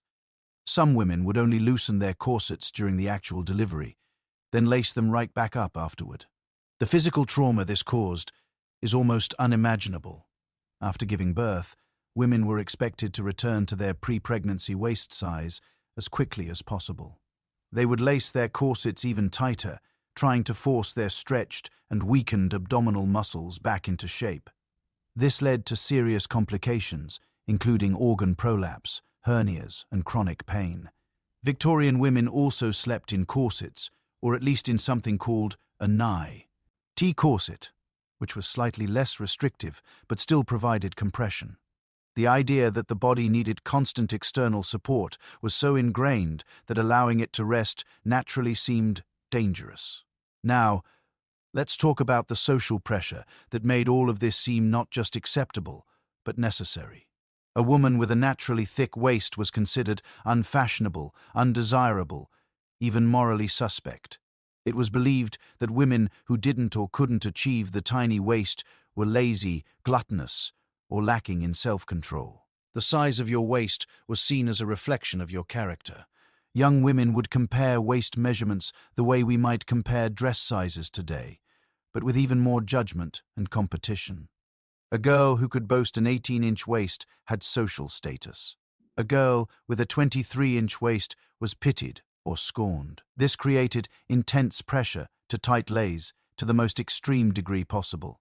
There are heartbreaking accounts from Victorian diaries of young women described, ribbing their struggles with corsets. One woman wrote in 1867, "Mama laced me again today, and I could scarcely breathe. When I complained, she said that suffering is the price of beauty, and that I must bear it if I am ever to marry well. I felt faint all through dinner, and could eat almost nothing. I do not know how much longer I can endure this." The could eat almost nothing part is particularly significant. Victorian women ate remarkably little, and while some of this was due to restricted diets, much of it was because their compressed stomachs simply couldn't hold normal amounts of food. A corseted woman would feel full after a few bites, and eating too much could cause severe pain as the stomach pushed against the unyielding corset. This led to a perverse situation where the ideal Victorian woman, pale, thin, weak, eating like a bird, was not a natural state, but rather the direct result of systematic physical damage caused by fashion. The swooning, the delicacy, the inability to exert herself, these were symptoms of semi-starvation and oxygen deprivation, not inherent feminine traits. The corset also caused skin problems. The constant pressure and friction led to bruising, welts, and sores where the corset pressed hardest against the body. The fabric would rub against skin that never fully healed because the corset was put back on every single day. Some women developed permanent indentations in their flesh where the corset bones had pressed for years. In summer, the situation was even worse. Imagine wearing a thick, tight garment made of heavy fabric and steel boning in the heat and humidity.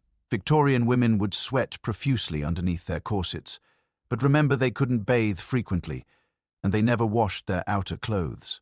The corset itself would absorb sweat day after day, becoming a damp, smelly prison that contributed to skin infections and rashes. There were occasional reform movements that tried to convince women to give up corsets. Dress. Reformers in the 1850s and again in the 1890s advocated for rational dress that allowed the body to move and breathe naturally. But these reformers were widely mocked. Women who appeared in public without corsets were considered scandalous, unfashionable, and morally questionable. The social pressure to conform was simply too strong. Some women did rebel quietly in the privacy of their own homes. There are accounts of women removing their corsets the moment they were alone, gasping in relief as their bodies expanded back toward their natural shape, but they would lace back up before anyone saw them, maintaining the fiction of the perfect hourglass figure. The long-term health consequences of a lifetime of corset wearing were severe. Victorian women suffered from chronic back pain because their atrophied muscles could no longer support their spine without the corset. They had digestive problems that persisted even after they stopped corseting. They had difficulty breathing even when the corset was removed. Their bodies had been so profoundly altered that they could never fully return to normal. There are also accounts of sudden corset-related deaths. A woman would be going about her day, her corset laced as always, when suddenly she would collapse and die. Autopsies sometimes revealed that the tight lacing had caused internal injuries, a perforated organ, internal bleeding, or sudden heart failure caused by the compression. One particularly well-documented case from 1885 involved a 23-year-old woman who died suddenly at a ball. The autopsy revealed that her liver had been pierced by one of her own ribs, which had been deformed by years of tight lacing. The rib had slowly pressed against the liver until it finally punctured it, and she bled to death internally while dancing. Yet despite knowing these dangers, despite the pain and the fainting and the health problems, Victorian women continued to wear corsets because the alternative, being seen as unfashionable, being unable to wear the beautiful clothes of the era, being considered unmarriageable, seemed worse than the physical suffering. By the early 20th century, fashion began to change. The rigid Victorian corset gave way to less restrictive undergarments. Women began to participate in sports and physical activities that were impossible while corseted. The ideal body shape shifted away from the extreme hourglass. But for the women who had spent their entire lives in corsets, the damage was permanent. Their bodies bore the marks of their suffering forever. When I think about Victorian corsets, I'm struck by how women's bodies were treated as something to be molded, shaped, and controlled, rather than respected and cared for. The corset is a perfect metaphor for how Victorian society treated women.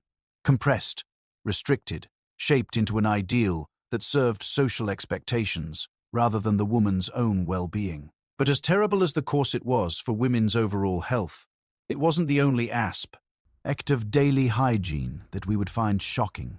because we haven't yet addressed what Victorian women did about dental care, or rather, what they did not do. And I have to warn you, when you learn about Victorian dental hygiene, you might never complain about going to the dentist again. Close your eyes for a moment and imagine this.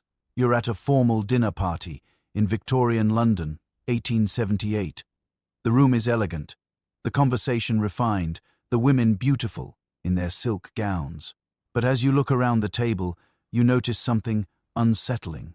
Nearly every adult in the room is missing teeth. Not just one or two, but multiple gaps in their smiles. Some of the older guests have almost no teeth at all. And the teeth that remain are often brown, black, or visibly decayed. This was normal. This was expected. Because dental hygiene in the Victorian era was, to put it mildly, absolutely horrifying. Now, before we dive into the disturbing details, I want you to think about your own dental route. You probably brush your teeth twice a day with a soft, bristled toothbrush and fluoride toothpaste. You might floss. You visit the dentist twice a year for cleanings and checkups. You have access to fillings, root canals, crowns, all sorts of treatments to save damaged teeth. This is so normal to us that we barely think about it. Victorian women had none of this. None of it. And the state of their teeth and mouths reflected this lack in ways that are genuinely difficult to stomach. Let me take you into the morning routine of a typical Victorian woman and show you what passed for dental care. Her name is Elizabeth. She's 32 years old and lives in a comfortable middle-class home in Boston. When Elizabeth wakes up and prepares for the day, her approach to dental hygiene is very different from ours. She doesn't have a toothbrush. Well, toothbrushes existed. They were invented in their modern form around 1857, but they were expensive, and many people, including Elizabeth, didn't own one. Instead, she uses her finger. She dips her index finger into a small dish of salt, and she rubs this salt across her teeth and gums. Just salt. No paste, no foam, no mint flavor, just coarse salt crystals scrubbed across the enamel. This does remove some surface debris, and salt does have mild antiseptic properties, but it's also abrasive, slowly wearing down the enamel with each use, and it does absolutely nothing to clean between the teeth or address the bacteria that cause decay. Elizabeth performs this routine once a day in the morning. Sometimes she might do it again before bed, but often she doesn't. The idea of brushing after every meal would seem absurdly excessive to her. Once a day is considered quite conscientious, but Elizabeth is actually doing better than many of her contemporaries. Some Victorian women used even cruder methods. In rural areas, it was common to use a frayed twig as a makeshift toothbrush. You would take a small stick, chew one end until the fibers separated, and became brush-like, then use this to scrub your teeth. It was free and readily available, which made it popular among the working class and poor. Can you imagine sticking a piece of wood in your mouth and using it to clean your teeth? The splinters alone would be agonizing, not to mention the complete lack of any actual cleaning power.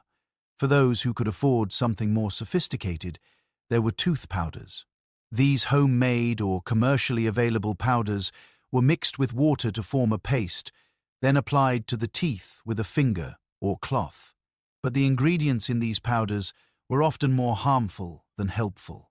Some tooth powder recipes included charcoal, which is actually not terrible.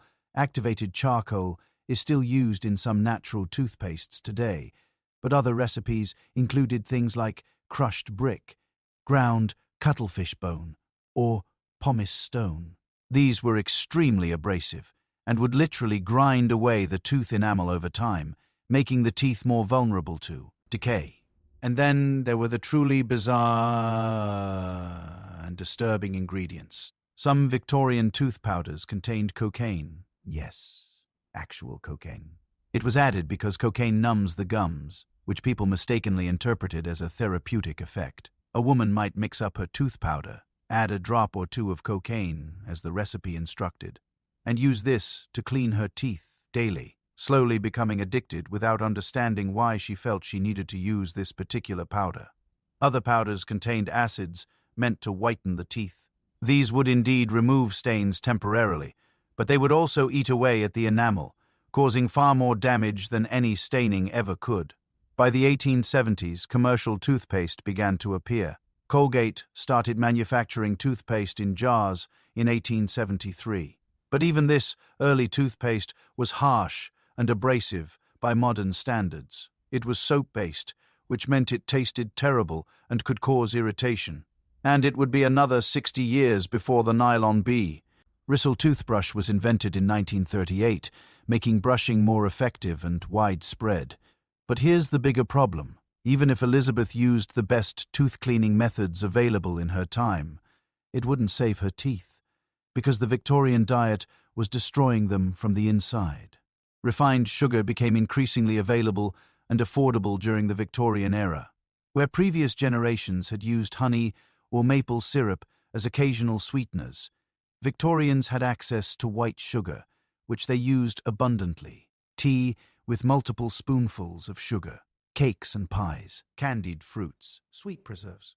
The Victorian sweet tooth was legendary, and this sugar was causing cavities at a rate that tooth-cleaning methods, no matter how diligent, could not prevent.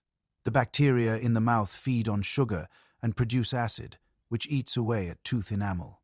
Without fluoride in the water or toothpaste, without effective brushing techniques, without any real understanding of dental hygiene, Victorian teeth didn't stand a chance. By the time Elizabeth reaches her 30s, she's already lost 3 teeth, not from injury or accident, but simply from decay. One day, a tooth would start to hurt. The pain would increase over days or weeks until it became unbearable, and then Elizabeth would have to make a terrible choice. She could try to endure the pain. Many Victorian women did this, suffering through toothaches that could last for months. They would use laudanum or other opium-based painkillers to dull the agony, but the underlying problem would only worsen. Or she could have the tooth pulled. And this brings us to perhaps the most nightmarish aspect of Victorian dental care: the complete lack of proper dentistry. In many areas, there were no dentists. The person who pulled teeth might be the local barber, the blacksmith, or a traveling tooth puller who went from town to town with a set of forceps and no medical training whatsoever. These individuals had no anesthetic to offer and no pain relief, just brute force. Picture this scene. Elizabeth, in agony from an abscessed molar, goes to see the barber. He has her sit in his chair, has someone hold her head still, and then he takes his tooth-pulling pliers, grips the rotten tooth, and yanks. Elizabeth screams. Blood fills her mouth. The pain is indescribable. Sometimes the tooth comes out in one piece. Sometimes it shatters, and the barber has to dig out the fragments with his unwashed hands and crude tools. There's no stitching, no antibiotics, just a bleeding hole in Elizabeth's jaw that will take weeks to heal, if it heals properly at all. Many tooth extractions led to serious infections that could spread to the jawbone or even to the brain, causing death. Even when trained dentists did exist, their abilities were extremely limited. They could extract teeth, yes, but fillings were crude, made of lead, gold amalgam, or tin foil pressed into the cavity. Root canals were primitive and agonizing. Any complex procedure was performed without effective anesthesia. Anesthesia in dentistry didn't become common until late in the Victorian era. Before that, the best you might get was a shot of whiskey to dull the pain, or perhaps some cocaine rubbed on the gums.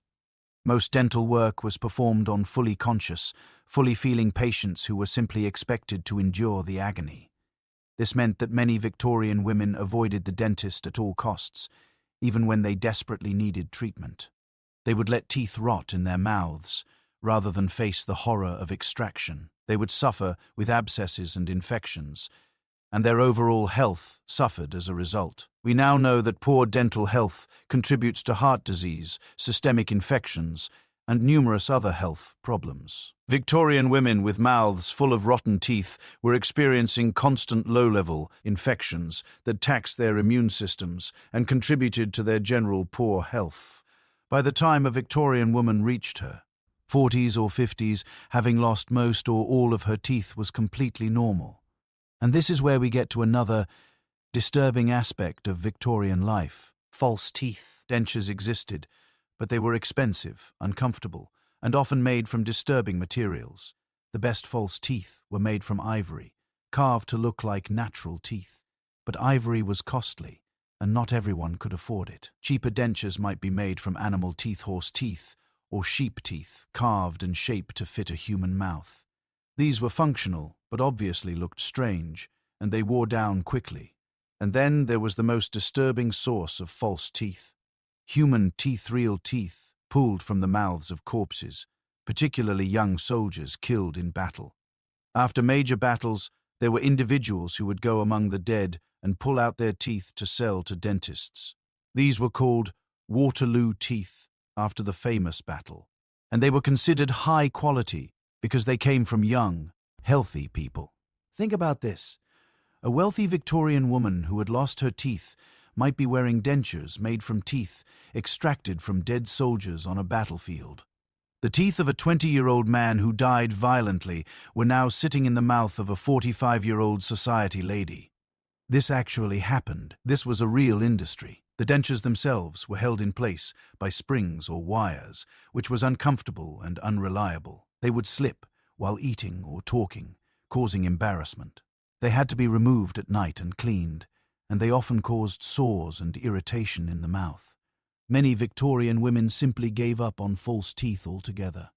They would live the rest of their lives unable to eat many foods, speaking with a lisp or mumble, their faces collapsing inward from the lack of teeth to support the structure. The sunken cheeks and puckered mouths we associate with old age in Victorian photographs are often the result of complete tooth loss by middle age. The psych. A logical impact of losing your teeth was profound. In a society that valued appearance so highly, a gap-toothed smile or complete tooth loss was deeply shameful. Women would learn to smile with their mouths closed or to hide their mouths behind fans or their hands when they spoke. The shame and self-consciousness was constant. There are heartbreaking diary entries from Victorian women lamenting their lost teeth. One woman wrote in 1883, "Another tooth has gone. I look in the mirror and hardly recognize myself. I'm only 37, yet my mouth looks like that of a crone. How can I bear to be seen in society like this?" And remember, all of this tooth loss and decay was happening while these women were also dealing with everything else we've discussed. The infrequent bathing, the unwashed hair, the poisonous cosmetics, the corsets that prevented proper breathing. Add to this a mouthful of rotting and missing teeth, and you begin to understand that the reality of Victorian womanhood was far from the romantic image we often have. The Victorian era also had some truly strange beliefs about teeth and health. Some medical texts claimed that tooth decay was caused by bad humors in the body rather than bacteria and sugar. Others believed that tooth loss was an inevitable part of aging, especially for women, and that attempting to prevent it was futile. There was also a belief that pregnancy caused tooth loss, with the saying, "Gain a child, lose a tooth." This was partly true, but not for the mystical reasons Victorians believed. Pregnancy does affect dental health because the developing baby needs calcium, and if the mother is deficient, her body will take calcium from her teeth. But Victorian women, who were often poorly nourished and had limited access to calcium-rich foods, were especially vulnerable. Combined with their existing poor dental hygiene, pregnancy often did result in significant tooth loss. Some women had all their teeth pulled in their 20s or 30s, even healthy ones, and replaced with dentures. This might seem extreme, but they reasoned that it was better to get it over with while you could afford good dentures than to lose them gradually and painfully over time. Imagine making the decision to have all your teeth removed while they are still functional, just to avoid the inevitable decay and pain that everyone expected. The social implications of dental health were significant. A woman with good teeth into her older years was considered unusually blessed. A young woman with all her teeth was more marriageable. Toothlessness at 40 was common enough not to be shocking. but it was still undesirable and aging. This created yet another pressure on Victorian women. Not only did they need to maintain their figures, their complexions, their hair, they also needed to preserve their teeth for as long as possible, but they had no real tools to do so. They were fighting a losing battle against sugar, poor hygiene techniques, and the complete lack of modern dental care. By the late Victorian era and into the Edwardian period, dental care did begin to improve. Better techniques emerged. Anesthesia became more common. The science of dentistry advanced. But for the women, who lived through most of the Victorian era, dental health was simply one more area where they suffered unnecessarily. When I think about Victorian dental hygiene, the salt and twigs and cocaine powders, the tooth pullers with no training and no anesthesia, the dentures made from battlefield corpses, the shame of a gap-toothed smile, I'm grateful for modern dentistry in a way I never was before. Yes, dental visits can be uncomfortable, but they are nothing compared to what Victorian women endured. Of course, bad teeth weren't the only problem Victorian women had with their appearance beyond their control. Because we haven't yet discussed what happened to the clothes themselves, the beautiful silk gowns and elegant dresses that these women wore day after day after day, often without ever washing them. And what I'm about to tell you about Victorian laundry practices, or rather, the lack thereof, is going to change how you view those gorgeous museum costumes forever. When you look at preserved Victorian dresses in museums, they are breathtaking. The intricate beadwork, the delicate lace, the rich velvets and silks, they seem like works of art. And they are beautiful, truly beautiful. But there's something those museum displays can't convey. Something that has been lost to time, but would have been immediately obvious to anyone who lived in that era. The smell. Because those gorgeous dresses, those elaborate gowns that Victorian women wore to balls and dinner parties and social calls, were almost never washed. Not rarely washed, not infrequently washed, never washed. From the day a dress was made until the day it fell apart or went out of style, it would likely never be fully cleaned. And I need you to really think about what this means. A woman would wear the same Dr. S repeatedly, perhaps dozens of times over months or even years. She would sweat in it, spill food on it, sit in dusty carriages, walk through dirty streets where horse manure and garbage littered the ground, attend events in smoky rooms lit by gas lamps and candles. And through all of this, the dress would never be washed. Let me introduce you to Catherine, a middle-class Victorian woman living in Philadelphia in 1885. She owns 3 good dresses for social occasions. One in deep burgundy silk, one in navy blue wool, and one in emerald green taffeta. These dresses are expensive, representing a significant investment for her family. Each one took weeks for a dressmaker to create, with careful attention to every seam and decoration. Catherine wears her burgundy dress to a dinner party on a warm evening in June. The dining room is hot, lit by candles and a small fireplace. She's wearing her corset laced tightly, and underneath the heavy silk dress, she is perspiring. Sweat trickles down. Her back dampens her armpits, moistens her chest. The dress absorbs it all. During dinner, she accidentally drops a small piece of beef in her lap. She quickly brushes it away, but a faint grease stain remains on the silk. Later, as she sits in the parlor, some ash from the fireplace drifts onto her skirt. When she stands to leave, she realizes she's been sitting on something, perhaps a small smudge of dirt from the chair cushion, and now there's a mark on the back of her dress. When Catherine arrives home that night, she doesn't wash the dress. She doesn't even consider it. Instead, she hangs it carefully in her wardrobe to air out.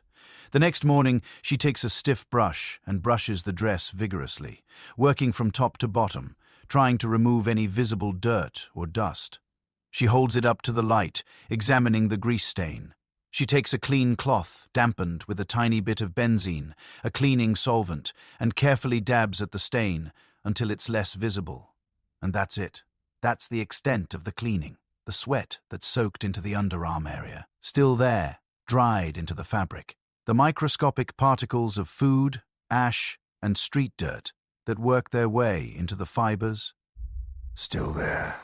The oils from her skin that transferred everywhere the fabric touched her body. Still there. Catherine will wear this dress again in 2 weeks, and again a month after that, and each time the same process. Brush it, spot clean any visible stains, air it out, and put it back in the wardrobe. The dress is never submerged in water, never truly cleaned. It just accumulates more and more layers of dirt, sweat, oils, and odor. Now, you might be wondering, why? Why would Victorian women not wash their dresses? There were several reasons, all of them rooted in the realities of 19th century life. First, washing would destroy most Victorian fabrics. Silk, which was extremely popular, is water sensitive. Immersing a silk dress in water would cause the colors to run, the fabric to shrink and distort, and the delicate structure to fall apart. Velvet and other favored fabrics would be ruined by washing the pile, would crush and mat, never to recover. Even sturdy wools could shrink dramatically or lose. They have their shape. The dyes used in Victorian fabrics were not color-fast, like modern dyes. They were natural or chemical dyes that would bleed and fade when wet. A beautiful deep blue dress could emerge from washing streaky, pale, and ruined. And remember, these dresses were expensive. A working-class woman might own only 2 or 3 dresses total. A middle-class woman might have 5 or 6. Ruining a dress by washing it was not an option. Second, the construction of Victorian dresses made washing nearly impossible. These were not simple garments. They had boning, padding, horsehair crinolines, multiple layers, intricate trims, and decorations that were sewn on. Many had structured bodices that were essentially built, not just sewn. Submerging all of this in water would cause the internal structures to collapse, the decorations to fall off, and the whole dress to be destroyed. Third, washing a dress, really washing it properly, was an enormous undertaking in the Victorian era.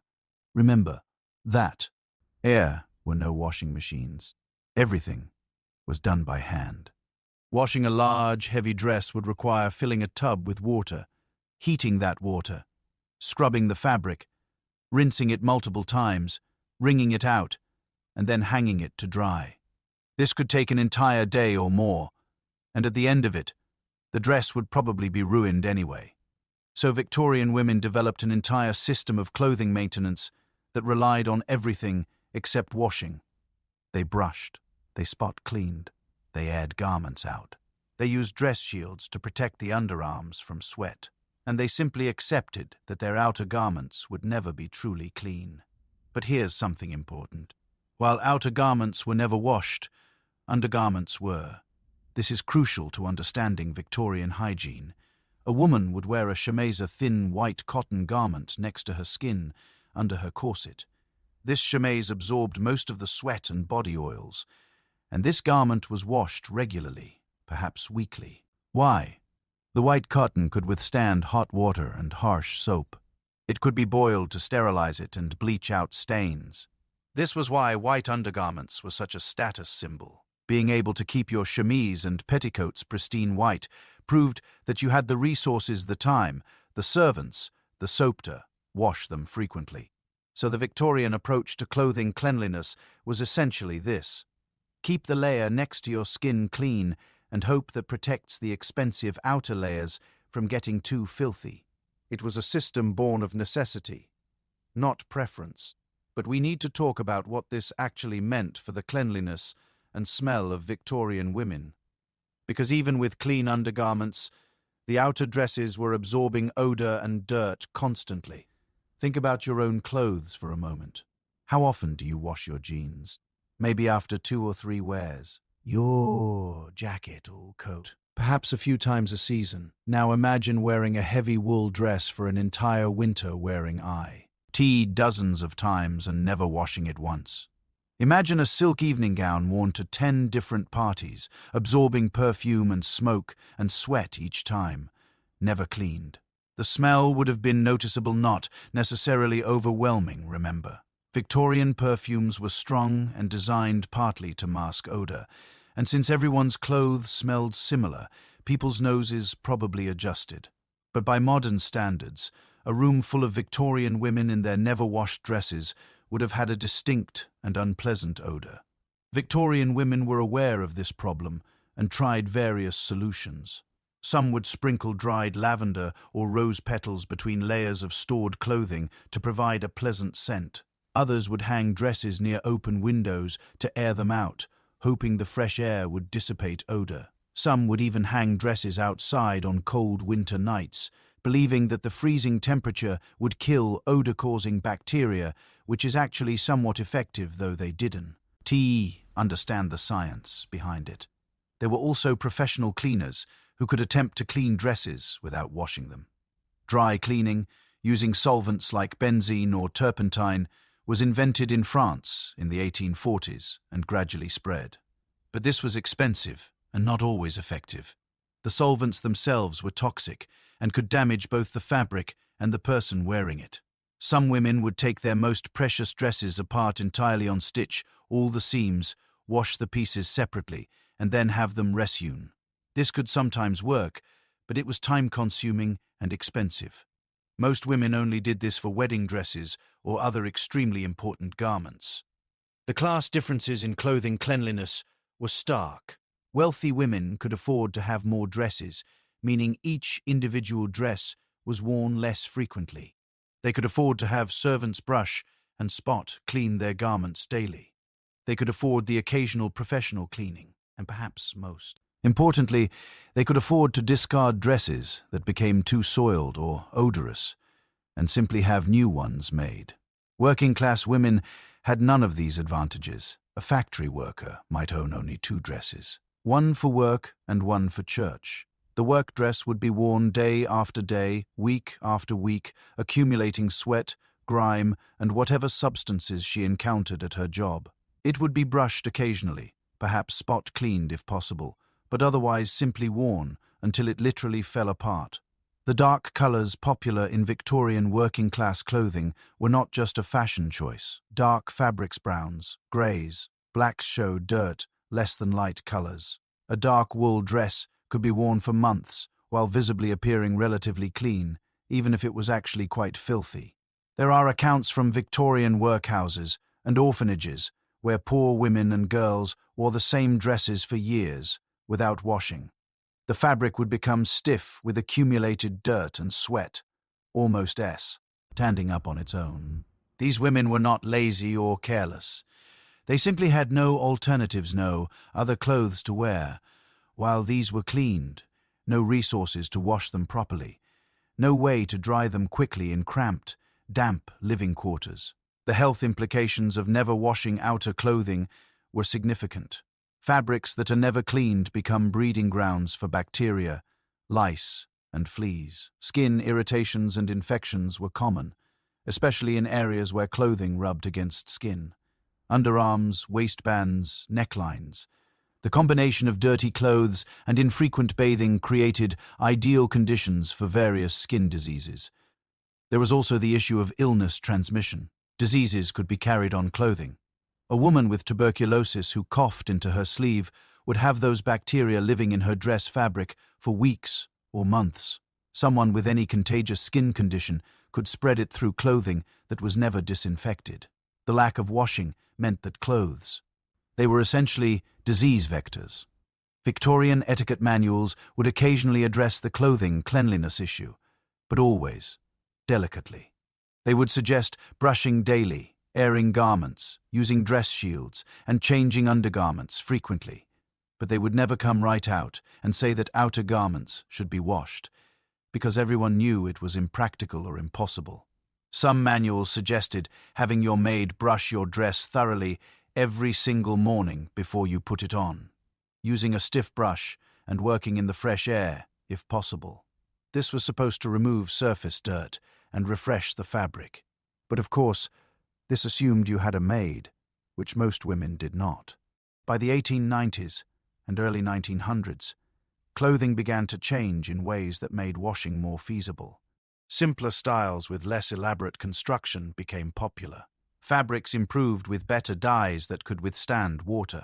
washing machines began to appear, though they were primitive and still required enormous amounts of manual labor.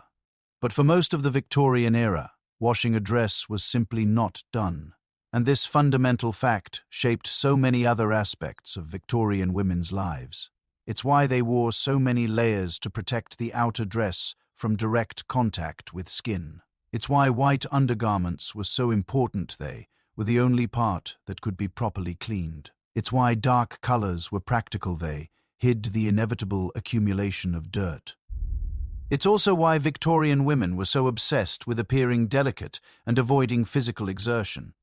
A lady who didn't sweat heavily would keep her dresses cleaner longer. A woman who didn't move too vigorously would cause less wear and tear on fabrics that couldn't be washed. The ideal of the immobile, passive Victorian woman was partly about clothing preservation. When I think about this, about women wearing the same dress over and over, knowing it was accumulating layers of sweat and dirt and odor, having no way to truly clean it, just brushing and hoping and dousing it in perfume, I feel such sadness for them. They wanted to be beautiful, clean, presentable. But the limitations of their era made true cleanliness impossible.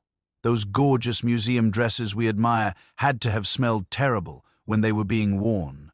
The silk and velvet and lace that looked so pristine under glass was once saturated with human sweat, stained with food and drink, impregnated with smoke and dust and the general filth of 19th century urban life. Victorian women knew this. They lived with it daily. They did the best they could with brushing and spot cleaning and fresh undergarments. But they also knew that their beautiful clothes were, underneath the surface, quite disgusting by any objective measure. And, speaking of things that were disgusting beneath a beautiful surface, we haven't yet discussed one final aspect of Victorian women's hygiene that was perhaps the most intimate and misunderstood of all: the ways Victorian women cleaned themselves in their most private moments, the douching practices that were supposed to ensure freshness, but actually caused tremendous harm. We need to discuss something that Victorian society absolutely refused to talk about publicly, yet millions of women practiced in secret.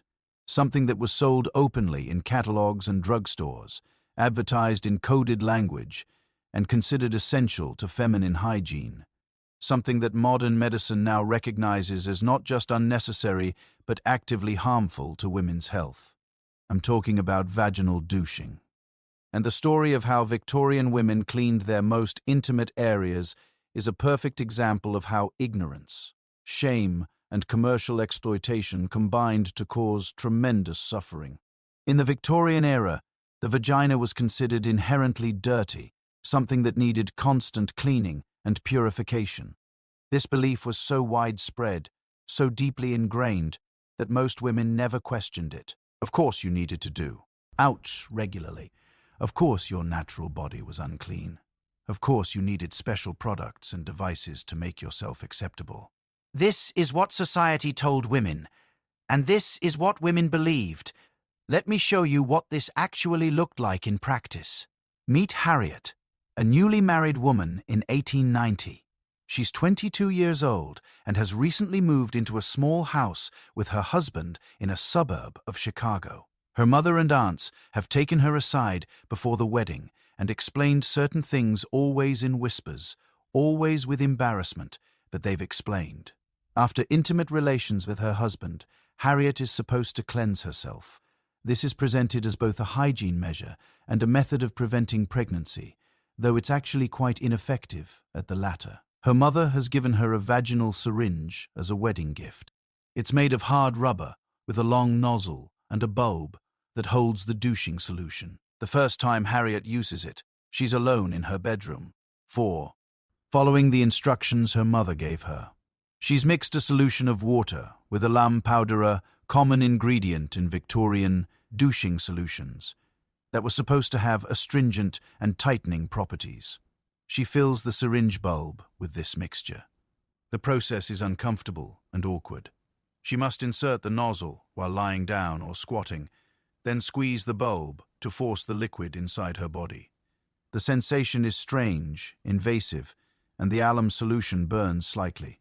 She does this every single time after intercourse, sometimes every few days, even without intercourse, because she's been taught this is necessary for health and cleanliness.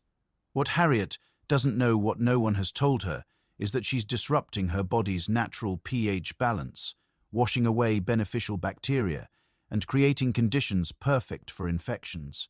She's solving a problem that doesn't exist while creating real health issues that will plague her for years.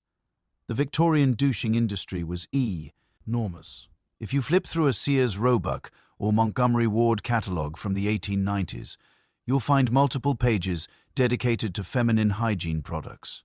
These catalogues, which were mailed to homes across America, openly advertised vaginal syringes in various styles and price points. There were bulb syringes made of hard rubber. There were Bagan tube systems, where you would hang a bag of solution and let gravity force it through a tube into your body. There were fountain syringes with long, flexible tubes. Some were plain and functional. Others were decorated with embossed patterns, marketed as elegant and refined, as if prettifying a douching apparatus made the whole practice less invasive and uncomfortable. And the language in these advertisements is fascinating. They never used crude terms or explicit descriptions. Instead, they used euphemisms that everyone understood: for feminine hygiene, for married women's health, for post-marital cleansing. Everyone knew what these meant. The products sold in huge quantities, which tells us just how widespread the practice was. But it wasn't just the devices themselves. There was an entire industry of douching solutions and powders. Some were relatively benign plain water with a bit of vinegar or baking soda, but others contained ingredients that were actively harmful. Alum was extremely popular. It's an aluminum compound that has astringent properties, meaning it causes tissues to contract and tighten. Victorian women believed this tightening effect was beneficial, that it restored virginity or youth, that it was cleansing. In reality, alum was irritating the delicate vaginal tissues, drying them out, and making infections more likely. Carbolic acid, yes, the same corrosive chemical used as a disinfectant, was sometimes recommended for douching. Can you imagine putting a substance that can burn skin into the most sensitive part of your body? Women did this, believing they were ensuring cleanliness and health. Lies. Oh, the household disinfectant that we now use to clean toilets was actually marketed as a feminine hygiene product in the late Victorian and early 20th century. The advertisements were coded but clear, showing elegant women and promising marital happiness and feminine confidence. What they were really selling was Lysol douche, which women used after intercourse, both for cleanliness and with the mistaken belief that it prevented pregnancy. Think about this. Lysol inside your body regularly. Women were burning and damaging their vaginal tissues with industrial disinfectant because society had convinced them their natural bodies were so unclean that such extreme measures were necessary. The belief that douching prevented pregnancy was widespread and completely false. After intercourse, women would douche with vinegar, with Lysol, with alum solutions, thinking they were washing away sperm and preventing conception. In reality, sperm swim too quickly for douching to have any effect. By the time a woman douches, even if she did so immediately, sperm had already traveled beyond the reach of any douching solution. But women had no access to reliable birth control information. Contraception was illegal to discuss or distribute in many places, thanks to the Comstock laws, which classified contraceptive information as obscenity. So women relied on folk methods, on whispered advice from other women, on euphemistic advertisements that promised results without explicitly saying what those results were. And the douching manufacturers deliberately encouraged this confusion. They couldn't legally advertise their products as contraceptives, but they could use language that suggested it, for marital hygiene, for preventing problems. Women understood the subtext and bought the products in desperation. The result was countless unwanted pregnancies among women who thought they were protected, and countless vaginal infections, irritations, and long-term damage among women who do. Shed regularly with harsh chemicals. The medical establishment of the Victorian era not only failed to warn women about the dangers of douching, many doctors actively recommended it. Medical texts from the 1880s and 1890s include detailed instructions for douching, with recipes for solutions and advice on frequency. Some doctors suggested douching daily. Others recommended it after intercourse, during menstruation, or at other specific times. This medical endorsement gave douching legitimacy. If your doctor recommended it, surely it must be healthy and necessary. Women trusted their doctors, followed their advice, and suffered the consequences. But here's what makes this even more tragic. The vagina is self-cleaning. It maintains its own pH balance. It produces its own protective secretions. The natural bacteria that live there, the vaginal microbiome, are protective, not harmful. Everything that Victorian women were doing to clean themselves was actually destroying their bodies' natural defenses and causing the very problems they were trying to prevent. Victorian women would douche to prevent infections, but the douching itself would disrupt their natural bacterial balance, making infections more likely. They would then douche more frequently to treat the infection, making it worse. It was a vicious cycle of intervention and harm, all based on the fundamental misconception that the female body was inherently dirty and needed constant correction. The shame and secrecy surrounding all of this made it worse.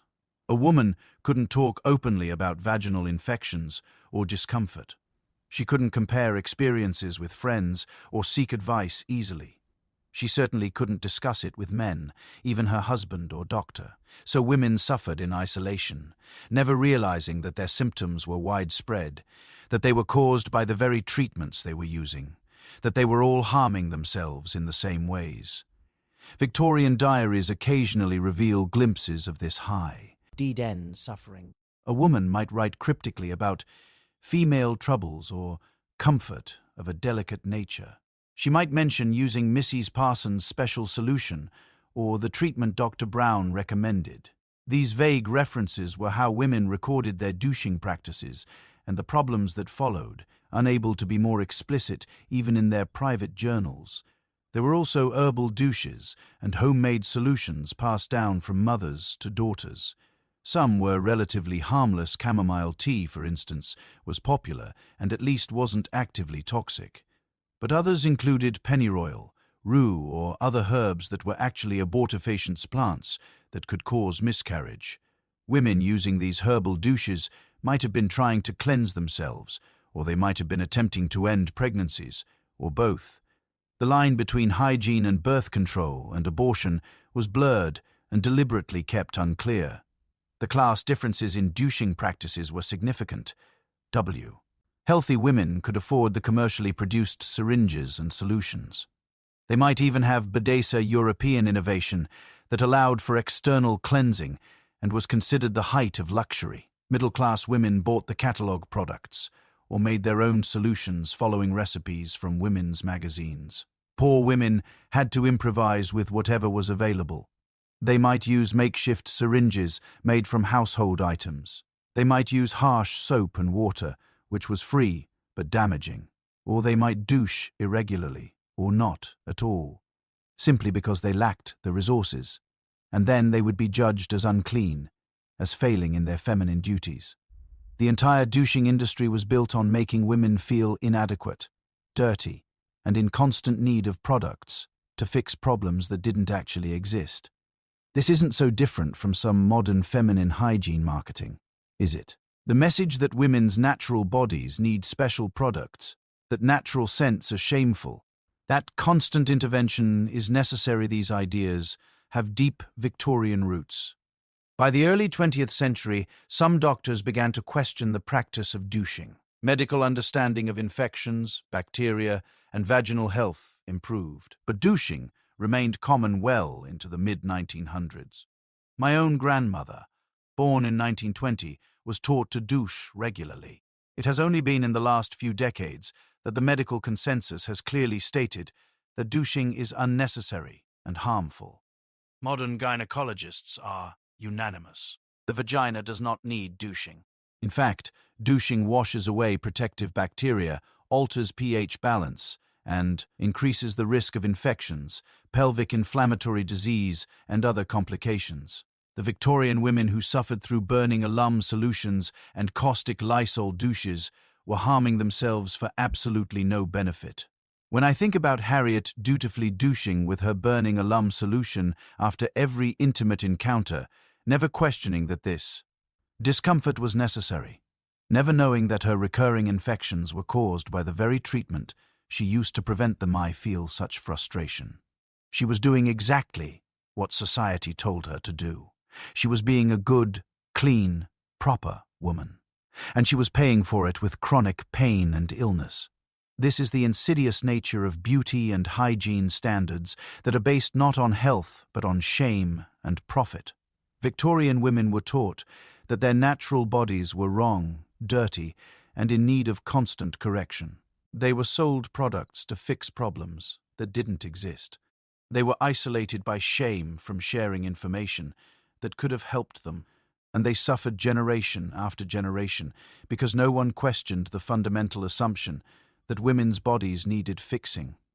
The douching story is in many ways the perfect encapsulation of everything we've discussed about Victorian women's hygiene. The disconnect between appearance and reality, the suffering hidden behind second propriety, the commercial exploitation of shame, the terrible advice given by the medical establishment, the isolation caused by the inability to discuss intimate matters openly, the way women's health was sacrificed to social expectations. But there is one more aspect of Victorian women's appearance that we haven't fully explored. One more shocking practice that was literally poisonous to everyone around them, not just to themselves. Because those beautiful Victorian dresses were not just never washed, some of them were actively deadly, dyed with arsenic compounds that could kill everyone from the wearer to the dressmaker to the guests at the party where the dress was worn. Fashion has always had its dangers, but nothing in history compares to the Victorian obsession with a single colour that was quite literally killing people. A colour so beautiful, so vibrant, so fashionable that women would wear it despite knowing it might be the death of them. I'm talking about emerald green speci, fickly a shade called Shields green or Paris green, and the story of how this colour poisoned an entire generation is almost too horrifying to believe. Imagine walking into a Victorian ballroom in 1862. The room is magnificent, decorated with elaborate floral arrangements made of artificial flowers. The wallpaper is a stunning emerald green with gold accents. The curtains are a rich, deep green velvet. And the women are wearing the most beautiful green gowns you have ever seen. Emerald silk that shimmers in the candlelight. Green taffeta that rustles with every movement. Delicate green lace overlaying pale satin. It's breathtaking. It's the height of fashion. And it's a death trap, because that beautiful green color, that perfect vibrant emerald that everyone wants, is achieved by mixing copper with arsenic trioxide, also known as white arsenic, the same substance used to poison rats, the same substance that has murdered countless people throughout history. And it's in the dresses, the wallpaper, the artificial flowers, the children's toys, the book covers, even in the candles and the fake holly decorations at Christmas. Let me tell you about Matilda Schurer. She was 19 years old, working in a London factory in 1861, making artificial flowers. Her job was to dust green powder onto wire stems and fabric petals to create realistic-looking leaves and flowers. These decorations were wildly popular. Every fashionable home had arrangements of these beautiful artificial flowers. The green powder that Matilda worked with every day was arsenic. She breathed it in with every breath. It settled on her skin, her clothes, her hands that she used to eat her lunch. She brought it home with her, on her clothing, exposing her family. And after just a few months of this work, Matilda became violently ill. Her symptoms were horrific. She vomited green water, her body literally turning green from the inside out. Her eyes were covered with a green discharge. She convulsed and screamed in agony. A doctor was called, and when he examined her, he found that her fingernails had turned green. Her skin had a greenish tinge, and the whites of her eyes were no longer white. Matilda Schura died in November 1861, her body saturated with arsenic from the beautiful green powder she had worked with. The newspapers covered her death, and for a brief moment there was public outcry about arsenic in dyes and decorations. But it didn't last. The color was too beautiful, the fashion was too strong, and manufacturers insisted that arsenic was only dangerous in the factory, not to the people who wore or lived with the finished products. They were lying, and people kept dying. The chemistry of arsenic-based green dyes is actually quite simple, which is partly why they were so popular. Scheele's green was invented in 1775 by Swedish chemist Carl Wilhelm Scheele. It was made by mixing copper arsenite with sodium carbonate. Later, an even more vibrant version called Paris Greeting. Or emerald green was developed by mixing copper acetoarsenite with copper arsenite. These produced the most stunning, stable, vibrant greens that had ever been seen. Natural, plant-based green dyes were expensive and faded quickly. Arsenic greens were cheap, brilliant, and permanent. So manufacturers used them in everything. Everything. Dresses, of course, but also wallpaper, which was hugely popular in Victorian homes. Entire rooms were covered in arsenical green wallpaper. The dining room might have a pattern of green leaves. The parlor might have green damask. Children's nurseries were decorated with cheerful green wallpaper featuring birds and flowers. And here's where it gets truly nightmarish. When the wallpaper got damp from humidity, from condensation, from being in a poorly ventilated room, a fungus would grow in the paste that attached the paper to the wall. This fungus would metabolize the arsenic and release it as a gas. Arsine gas, one of the most toxic substances known to. Oh, science. Families would go to bed in their beautiful green rooms and breathe in arsenic gas all night long. They would wake up with headaches, nausea, and a strange metallic taste in their mouths. Children would develop rashes and respiratory problems. Everyone would feel vaguely unwell, but no one connected it to the lovely green wallpaper on their walls. There are documented cases of entire families becoming chronically ill and finally recovering only after they moved houses. The wallpaper in their old home was killing them, but they never knew it, because the connection between green dye and arsenic poisoning wasn't widely understood or accepted.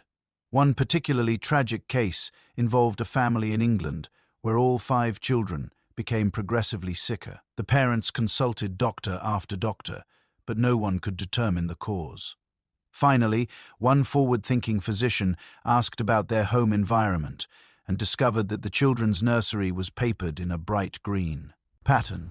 He advised removing the wallpaper immediately. Within weeks of the wallpaper being stripped away, the children began to recover. But one child, the youngest, had already suffered permanent neurological damage. Now, back to the dresses, because this is where it becomes personal for the women who wore them. A woman in a green arsenic-dyed dress was wearing poison against her skin for hours at a time. If she perspired, which she certainly would while dancing at a ball or during a warm summer evening, the posa would cause small amounts of arsenic to leach out of the fabric and be absorbed through her skin. And it wasn't just the wearer who was at risk. Anyone who came into physical contact with the dresser dancing partner, holding her around the waist, a child embracing her, a servant helping her dress, was also being exposed. The arsenic would come off on their hands. It would be in the air around the dress as the fabric fluttered and moved. There are accounts from Victorian balls of women becoming ill during the evening. They would attribute it to the heat, to tight corseting, to too much excitement, but some of these fainting spells and sudden illnesses were actually acute arsenic poisoning from their own clothing. Dressmakers and seamstresses suffered terribly. They worked with arsenic-dyed fabric day after day, cutting it, sewing it, fitting it on clients. The fine dust of arsenic would float in the air of their workshops. They would inhale it, ingest it on their hands when they ate, absorb it through any cuts or scratches on their fingers. Many developed the telltale symptoms: skin lesions, hair loss, digestive problems, neurological issues. One London dressmaker reported that she and her workers always felt ill when working with green fabric. They would develop headaches and nausea that would only clear up on Sundays when the shop was closed. But they needed the work, and green dresses were fashionable. So they continued, despite the obvious health effects. The medical community was divided on the issue of arsenic in clothing and home decorations. Some doctors sounded alarms, publishing articles about the dangers and documenting cases of poisoning.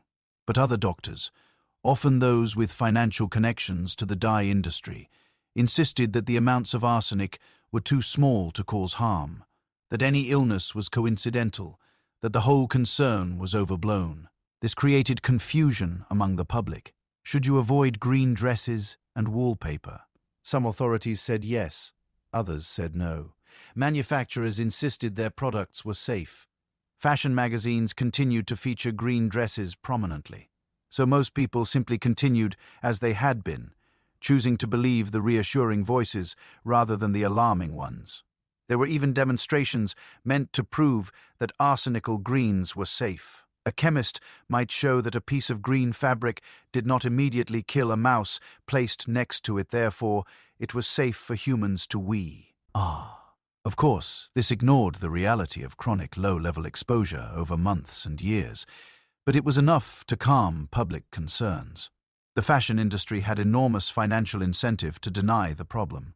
Arsenic dyes were cheap and produced beautiful results.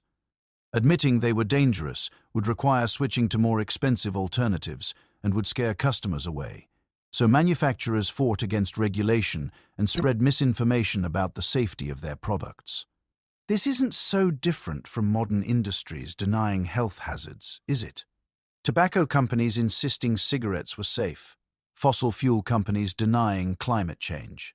Opioid manufacturers claiming their drugs weren't addictive. The pattern is always the same. Profit versus public health, with powerful industries using their resources to confuse and delay action. But slowly, the evidence became impossible to ignore. Too many dressmakers were dying. Too many children were getting sick in rooms with grade. And wallpaper. Too many cases were being documented in medical journals. By the 1870s, awareness was growing, though change was slow. Some manufacturers began advertising their products as arsenic-free, which was telling. Why would you need to specify that, unless arsenic-containing products were the norm? Queen Victoria herself reportedly refused to allow arsenical greens in her homes after being informed of the dangers. This gave the safety movement legitimacy and encouraged others to follow suit. But fashion is stubborn, and beautiful deadly green remained popular through the 1880s and even into the 1890s in some circles. Women knew there was controversy about the color. They had read the articles. They had heard the warnings. But green was so beautiful, so flattering, so fashionable many chose to wear it anyway, convincing themselves that the danger was exaggerated or that it wouldn't affect them personally. There's a psychological phenomenon here that I find fascinating and sad. Victorian women were already sacrificing so much for beauty. Wearing painful corsets, using poisonous cosmetics, enduring harmful medical treatments.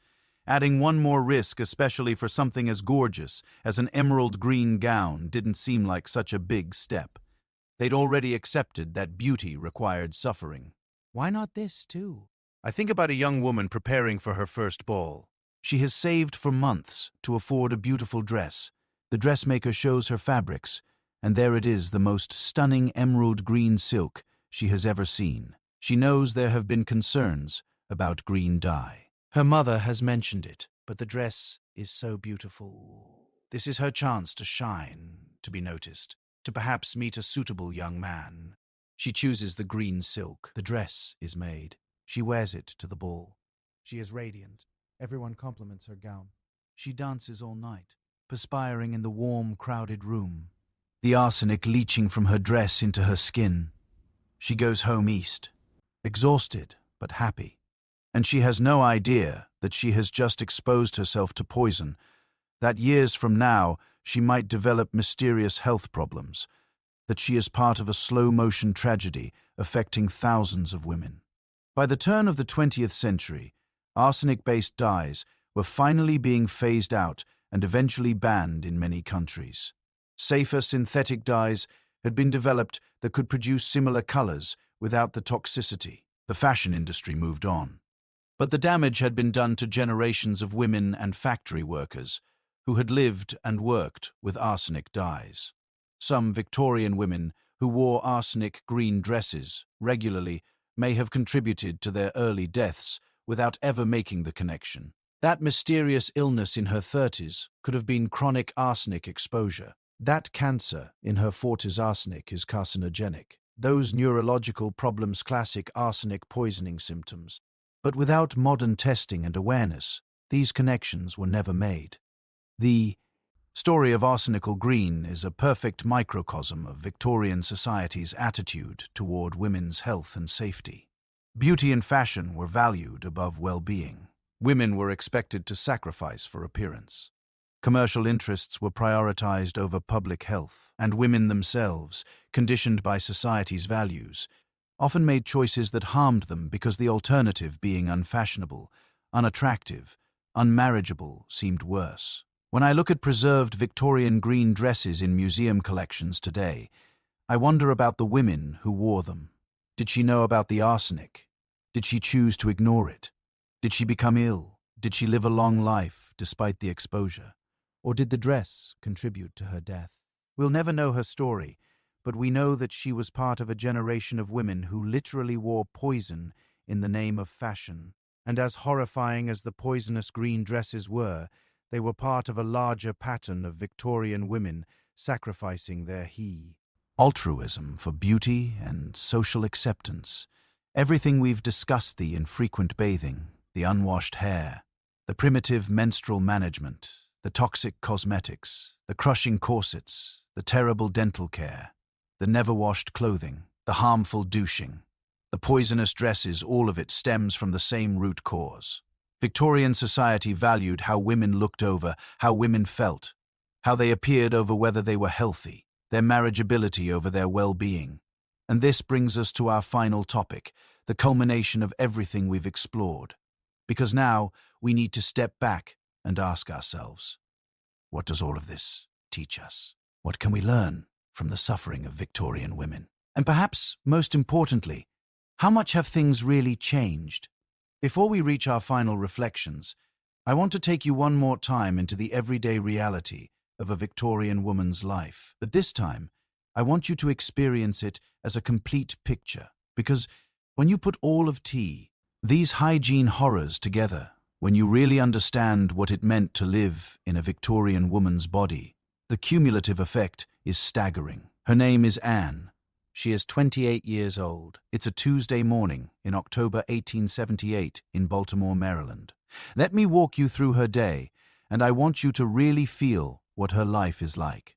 Anne wakes up in her bedroom, which she shares with her husband. The chamber pot under the bed contains the waste from last night. She will need to carry it downstairs and empty it into the cesspool in the yard later, trying not to spill, trying not to be seen by anyone. For now, she pushes that task from her mind. She hasn't bathed in 9 days. Her last bath required her maid to carry bucket after bucket of water upstairs, heating them over the kitchen fire. The effort exhausted everyone involved, and the lukewarm water was only partially satisfying. She can feel the oily residue on her skin, the slight stickiness in places where her body folds. She takes a cloth and performs a morning sponge bath, washing her face, neck, and underarms with cold water from the wash basin. The rest of her body will have to wait until her next proper bath, maybe this weekend, if she can manage it. Her hair hasn't been washed in 3 weeks. It's pinned up in the elaborate style her maid created 5 days ago. Anne doesn't want to take it down, because recreating the style takes hours. She can feel the grease at her scalp, the slight itch that never quite goes away. She ignores it. She's learned to ignore it. Tonight, she will brush it 100 strokes before bed, as she does every night, distributing the oils and trying to maintain some semblance of cleanliness. Anne is on the 4th day of her menstrual period. She's wearing a cloth pad one she made herself from old sheets, held in place by pins attached to her split-crotch drawers. The pad is already damp and uncomfortable. She will need to change it midday, washing the soiled one in cold water in her bedroom A. ND hoping it dries enough by evening to use again. She only has 3 pads total. She cannot bathe during her period. Of course, the doctors have warned her that water during menstruation could cause hysteria or stop the flow, backing the blood up into her body. So she endures the discomfort, the smell, the constant worry about leaking. Her teeth hurt. One molar on the left side has been aching for 2 weeks. She knows it's probably rotting, but she can't bring herself to visit the dentist. The last time she had a tooth pulled, the barber nearly had to break it out of her jaw, and the pain was beyond description. So she chews on the right side and tries to ignore the throbbing. She's already lost 4 teeth at 28. She's terrified of losing more, but she's also terrified of the extraction process. She rubs salt across her teeth, with her finger her morning dental routine. The grittiness reminds her that she needs to have the cook buy more salt. She rinses her mouth with water from the pitcher and hopes that the tooth doesn't get worse. Now comes the process of getting dressed. First, her chamois, the thin white cotton undergarment that is the only thing she washes regularly. At least, this is clean. Then her split-crotch drawers. Then her corset. Anne's maid helps her into the corset and begins lacing. Anne has been wearing corsets since she was 12 years old. Her natural waist would be about 26 inches, but her corset compresses it to 20 inches. She can feel the familiar squeeze as the maid pulls the laces tight. Her ribs compress, her organs shift. She takes a shallow breath, the only kind of breath possible, when Corseted Anne nods that it's tight enough. The corset is not clean. She's been wearing it for weeks, and it has absorbed her sweat day after day. There is no way to wash it without destroying its shape and structure. It smells faintly of her body. UT. She is so accustomed to this smell that she barely notices it anymore. Everyone's corset smells. This is normal. Over the corset go her petticoat's multiple layers to create the proper silhouette. Then, finally, her dress. It's a deep blue wool, one of her nicer day dresses. She has worn it at least 20 times. It has never been washed. There's a small stain on the bodice where she spilled tea 3 weeks ago. She spot cleaned it with benzene, but you can still see the mark if you look closely. The underarms of the dress are stiff with accumulated sweat. The hem is dirty from brushing against floors and streets, but she brushes it vigorously with a stiff brush, picks off any visible lint or dirt, and puts it on. It is as clean as it will ever be. Before leaving her room, Anne applies her cosmetics. She uses a powder that contains lead to achieve a pale complexion. She can see in the mirror that her skin looks a bit grey and dull. The powder is actually damaging her skin, but she doesn't know this. She thinks the greyness is a natural flaw that requires more powder to cover. She also applies a tiny amount of rouge to her cheeks, careful to blend it so it looks natural. Society disapproves of obvious makeup. She has been taking arsenic complexion wafers for 6 months now. She bought them from the Sears catalogue. They promise to make her skin translucent and beautiful, and she thinks they might be working, though she has also noticed she gets headaches more frequently, and her hands sometimes tingle. She assumes this is nerves, or perhaps she needs new gloves that fit better. Anne goes downstairs to breakfast. She eats very little. Her corseted stomach cannot hold much food, and eating too much causes pain as her compressed organs protest. A bit of toast, some weak tea with too much sugar. This is typical. She is often hungry but unable to eat normally. After breakfast, she must empty the chamber pot. This task fills her with dread every single day. The humiliation of eyeing her waist through the house, even though everyone does it. The fear of spilling, the smell. She does it quickly, dumps it in the cesspool, and tries not to think about it. The rest of her morning is spent on household management. She checks with the cook about dinner. She goes over accounts.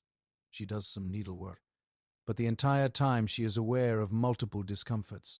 The corset makes it hard to breathe. Her menstrual pad is damp and chafing. Her tooth aches. Her scalp itches from 3 weeks of unwashed hair. She needs to urinate, but the thought of hiking up all her layers and hovering over the chamber pot again is unappealing, so she holds it. In the afternoon, she has a social call to make. She puts on her hat and gloves, picks up her parasol to protect her skin from the sun. Pale skin is crucial, and she cannot let it darken, and walks the 3 blocks to her friend's house. The visit is pleasant. She and her friend sit in the parlor and talk about safe topics. The weather. There, mutual acquaintances, plans for the church social. They do not discuss anything personal. They do not mention that they both need to urinate, but are too polite to ask to use the chamber pot in their friend's home. They do not mention menstruation, or the fact that both of them are probably wearing dresses they have never washed, or that their teeth hurt, or that they can barely breathe in their corsets. They sit with perfect posture the corsets, enforce the sand, maintain pleasant expressions. Their lead-based face paint would crack if they smiled too broadly. When Anne returns home, she is exhausted. The walk, while short, has left her breathless. Her corset makes any exertion difficult. She has a headache, possibly from oxygen deprivation, possibly from the arsenic she's been ingesting, possibly from the lead in her face powder. She doesn't know that her beauty routine is poisoning her. In the evening, after dinner that she could barely eat, Anne prepares for bed. She removes her dress and brushes it carefully before hanging it in the wardrobe. It will be worn again and again until it literally falls apart or goes out of style. She removes her corset with relief, feeling her ribs expand, taking deep breaths for the first time all day. The skin underneath has red marks and some raw spots from the constant pressure. This is normal. Everyone has these marks. She changes her menstrual pad one more time, rinsing the soiled one and hanging it to dry near the bedroom fire. She performs her intimate hygiene douching with an alum solution that burns slightly. She has been taught this is necessary for cleanliness and health. She doesn't know she is disrupting her body's natural defenses and setting herself up for infections.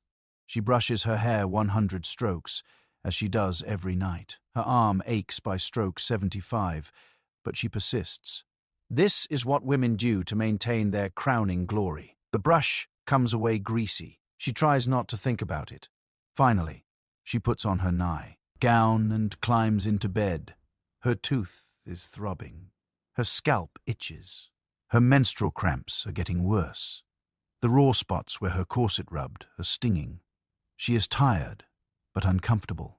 And this is a good day, a normal day. Anne is a comfortable middle-class woman with a maid to help her, a decent wardrobe, and enough money to buy complexion wafers and cosmetics. Her life is easier than that of a working-class woman, who might be laboring in a factory in addition to all of these struggles.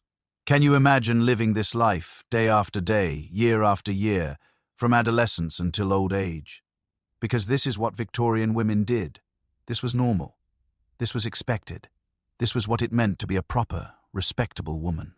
And here's what breaks my heart. Anne thinks she is doing everything right. She is following all the rules of hygiene and beauty as her society has taught them to her. She is being a good woman. She would be shocked to learn that most of what she is doing is even useless or actively harmful. Her infrequent bathing is not a choice but a practical reality. Her unwashed hair is standard practice. Her primitive menstrual management is the best available. Her painful corset is required by fashion and reinforced by doctors. Her poisonous cosmetics are marketed as safe and beautiful. Her douching routine is recommended by medical authorities. Her never-washed dress is normal because washing would destroy it. She is trapped in a system that values her appearance over her health, her marriageability over her comfort, her conformity over her well-being. And the terrible thing is that she has internalized these values. She judges herself by these standards. She feels shame when she falls short of them. This is what oppression looks like, when it is so normalized that it becomes invisible, when the victims enforce it on themselves and each other, when everyone is suffering, but no one questions whether it has to be this way.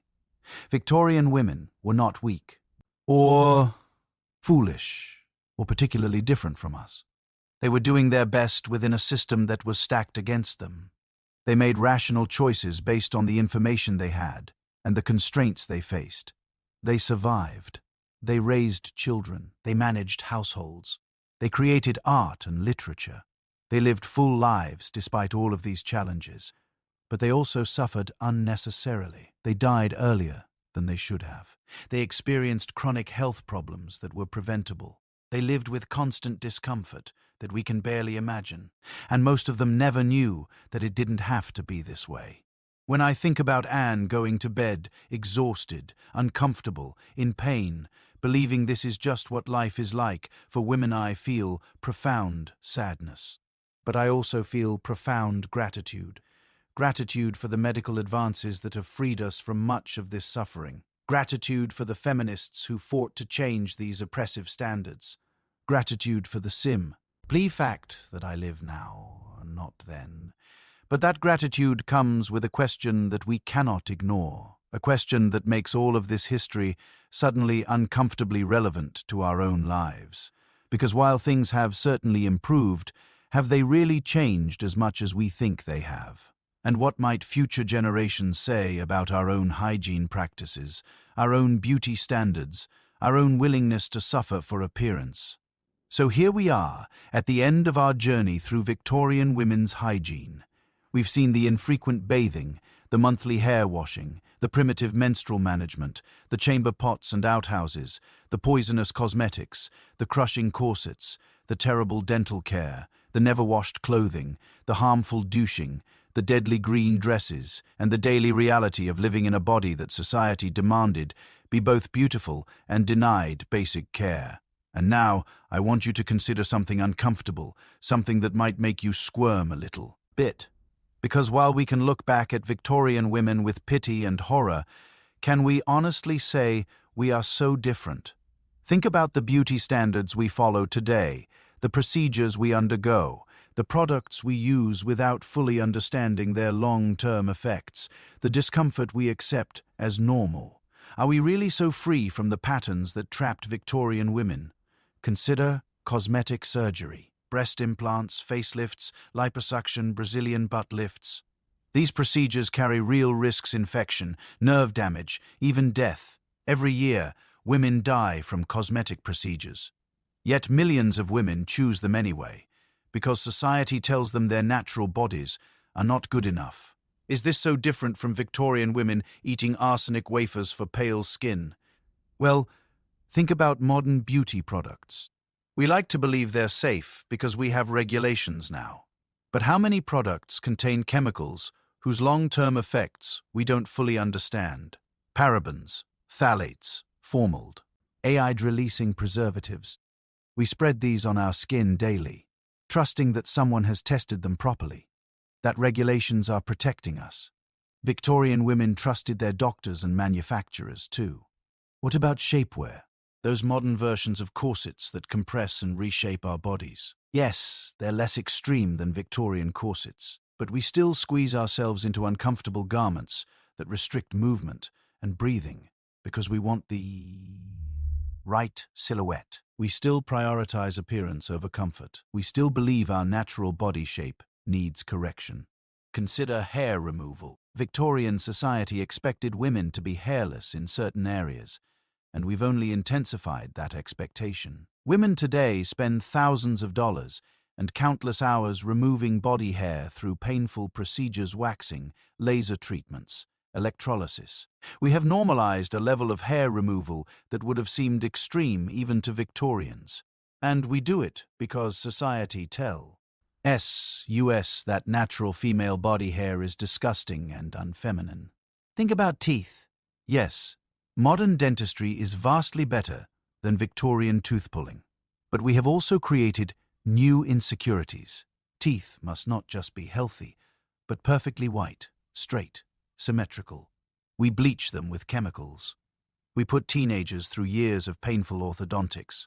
We veneer and cap and straighten until every smile looks identical. Victorian women lost teeth to decay. Modern women alter healthy teeth to meet beauty standards. And what about menstruation? We have better products now, thankfully.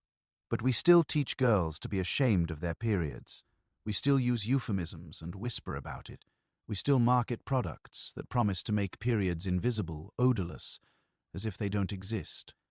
The shame may be less than in Victorian times, but it hasn't disappeared. It has just evolved. The fashion industry still pushes trends that harm us. Stiletto heels that damage feet and spines. Restrictive clothing that limits movement. Fabrics treated with chemicals we can't pronounce. We know that fast fashion is terrible for the environment and often made in sweatshops where workers suffer. Yet we keep buying because we want to be fashionable. Just like Victorian women wanted to wear arsenic green even when they knew it was dangerous. Social media has created beauty pressures that Victorian women never faced. We compare ourselves to filtered, edited, surgically enhanced images. We agonize over our appearance in ways that would make sense to a Victorian woman, because the underlying psychology is the same. We internalize beauty standards that are impossible to meet naturally, then shame ourselves for falling short. Even our relationship with cleanliness has its own issues. We may bathe too frequently, stripping away protective oils. We may over-sanitize, disrupting our microbiomes. We douche, even though modern doctors tell us not to. Yes, douching is still common in many communities, despite clear medical evidence that it's harmful. The Victorian pattern of ignoring medical advice in favor of what we believe or what is marketed to us continues. I'm not saying we are just as bad off as Victorian women. Obviously, we have made tremendous progress. We have safer products, better medical care, more knowledge, and more choices. A modern woman's hygiene options and health outcomes are infinitely better than those of her Victorian counterpart. But the underlying dynamic, the willingness to sacrifice health for beauty, to suffer for social acceptance, to follow trends despite knowing they're harmful, that has not changed as much as we might like to believe. Victorian women knew arsenic was poisonous, yet they ate it anyway. We know tanning beds cause cancer, yet people use them for that perfect glow. Victorian women knew corsets damaged their organs, yet they laced them tight anyway. We know high heels damage our feet and backs, yet we wear them because they're required. For professional settings or make our legs look better. Victorian women used products with unknown ingredients, hoping they were safe. We do the same with the countless new cosmetic chemicals introduced every year. The patterns persist because the root cause persists. As long as society judges women primarily on appearance, as long as beauty is tied to worth and opportunity, women will make choices that prioritize how they look over how they feel. But here's where I find hope, because we are talking about it now in ways that Victorian women could not. We are questioning these standards. We are pushing back the body positivity movement, the natural beauty movement, the growing awareness of toxic beauty standards. These are modern versions of the Victorian dress reform movement, but with more momentum and more voices. Every time a woman refuses to dye her grey hair, she is pushing back against the standard that women must appear forever young. Every time someone shares an unfiltered photo, on social media, they are challenging unrealistic beauty standards. Every time a woman prioritizes comfort over appearance, she is making a small rebellion that Victorian women would understand and applaud. We are also learning from history in ways that give me hope. The Victorian era taught us what happens when profit is prioritized over health, when beauty standards go unchallenged, when women's bodies are treated as things to be corrected rather than respected. We are still learning these lessons, but we are learning. Modern medicine understands women's bodies better, not perfectly, but better. We know that the vagina is self-cleaning. We know that natural body odor is not a disease requiring constant intervention. We know that diverse body types are healthy and normal. This knowledge empowers us to make better choices than Victorian women could. We also have something Victorian women desperately lacked: the ability to share information freely. Victorian women suffered in isolation, never realizing that their neighbors were experiencing the same problems, that the remedies they were using were causing harm. We can talk to each other now. We can share experiences. We can warn each other about harmful products or practices. This collective knowledge is powerful, but we cannot be complacent because every generation thinks they've escaped the mistakes of the previous one, only to discover they have fallen into similar traps, wearing different disguises. Victorian women thought they were more enlightened than Georgian women, who had used even more lead in their makeup. We think we are more enlightened than Victorian women. But are we really? Or have we just found new ways to harm ourselves in the name of beauty?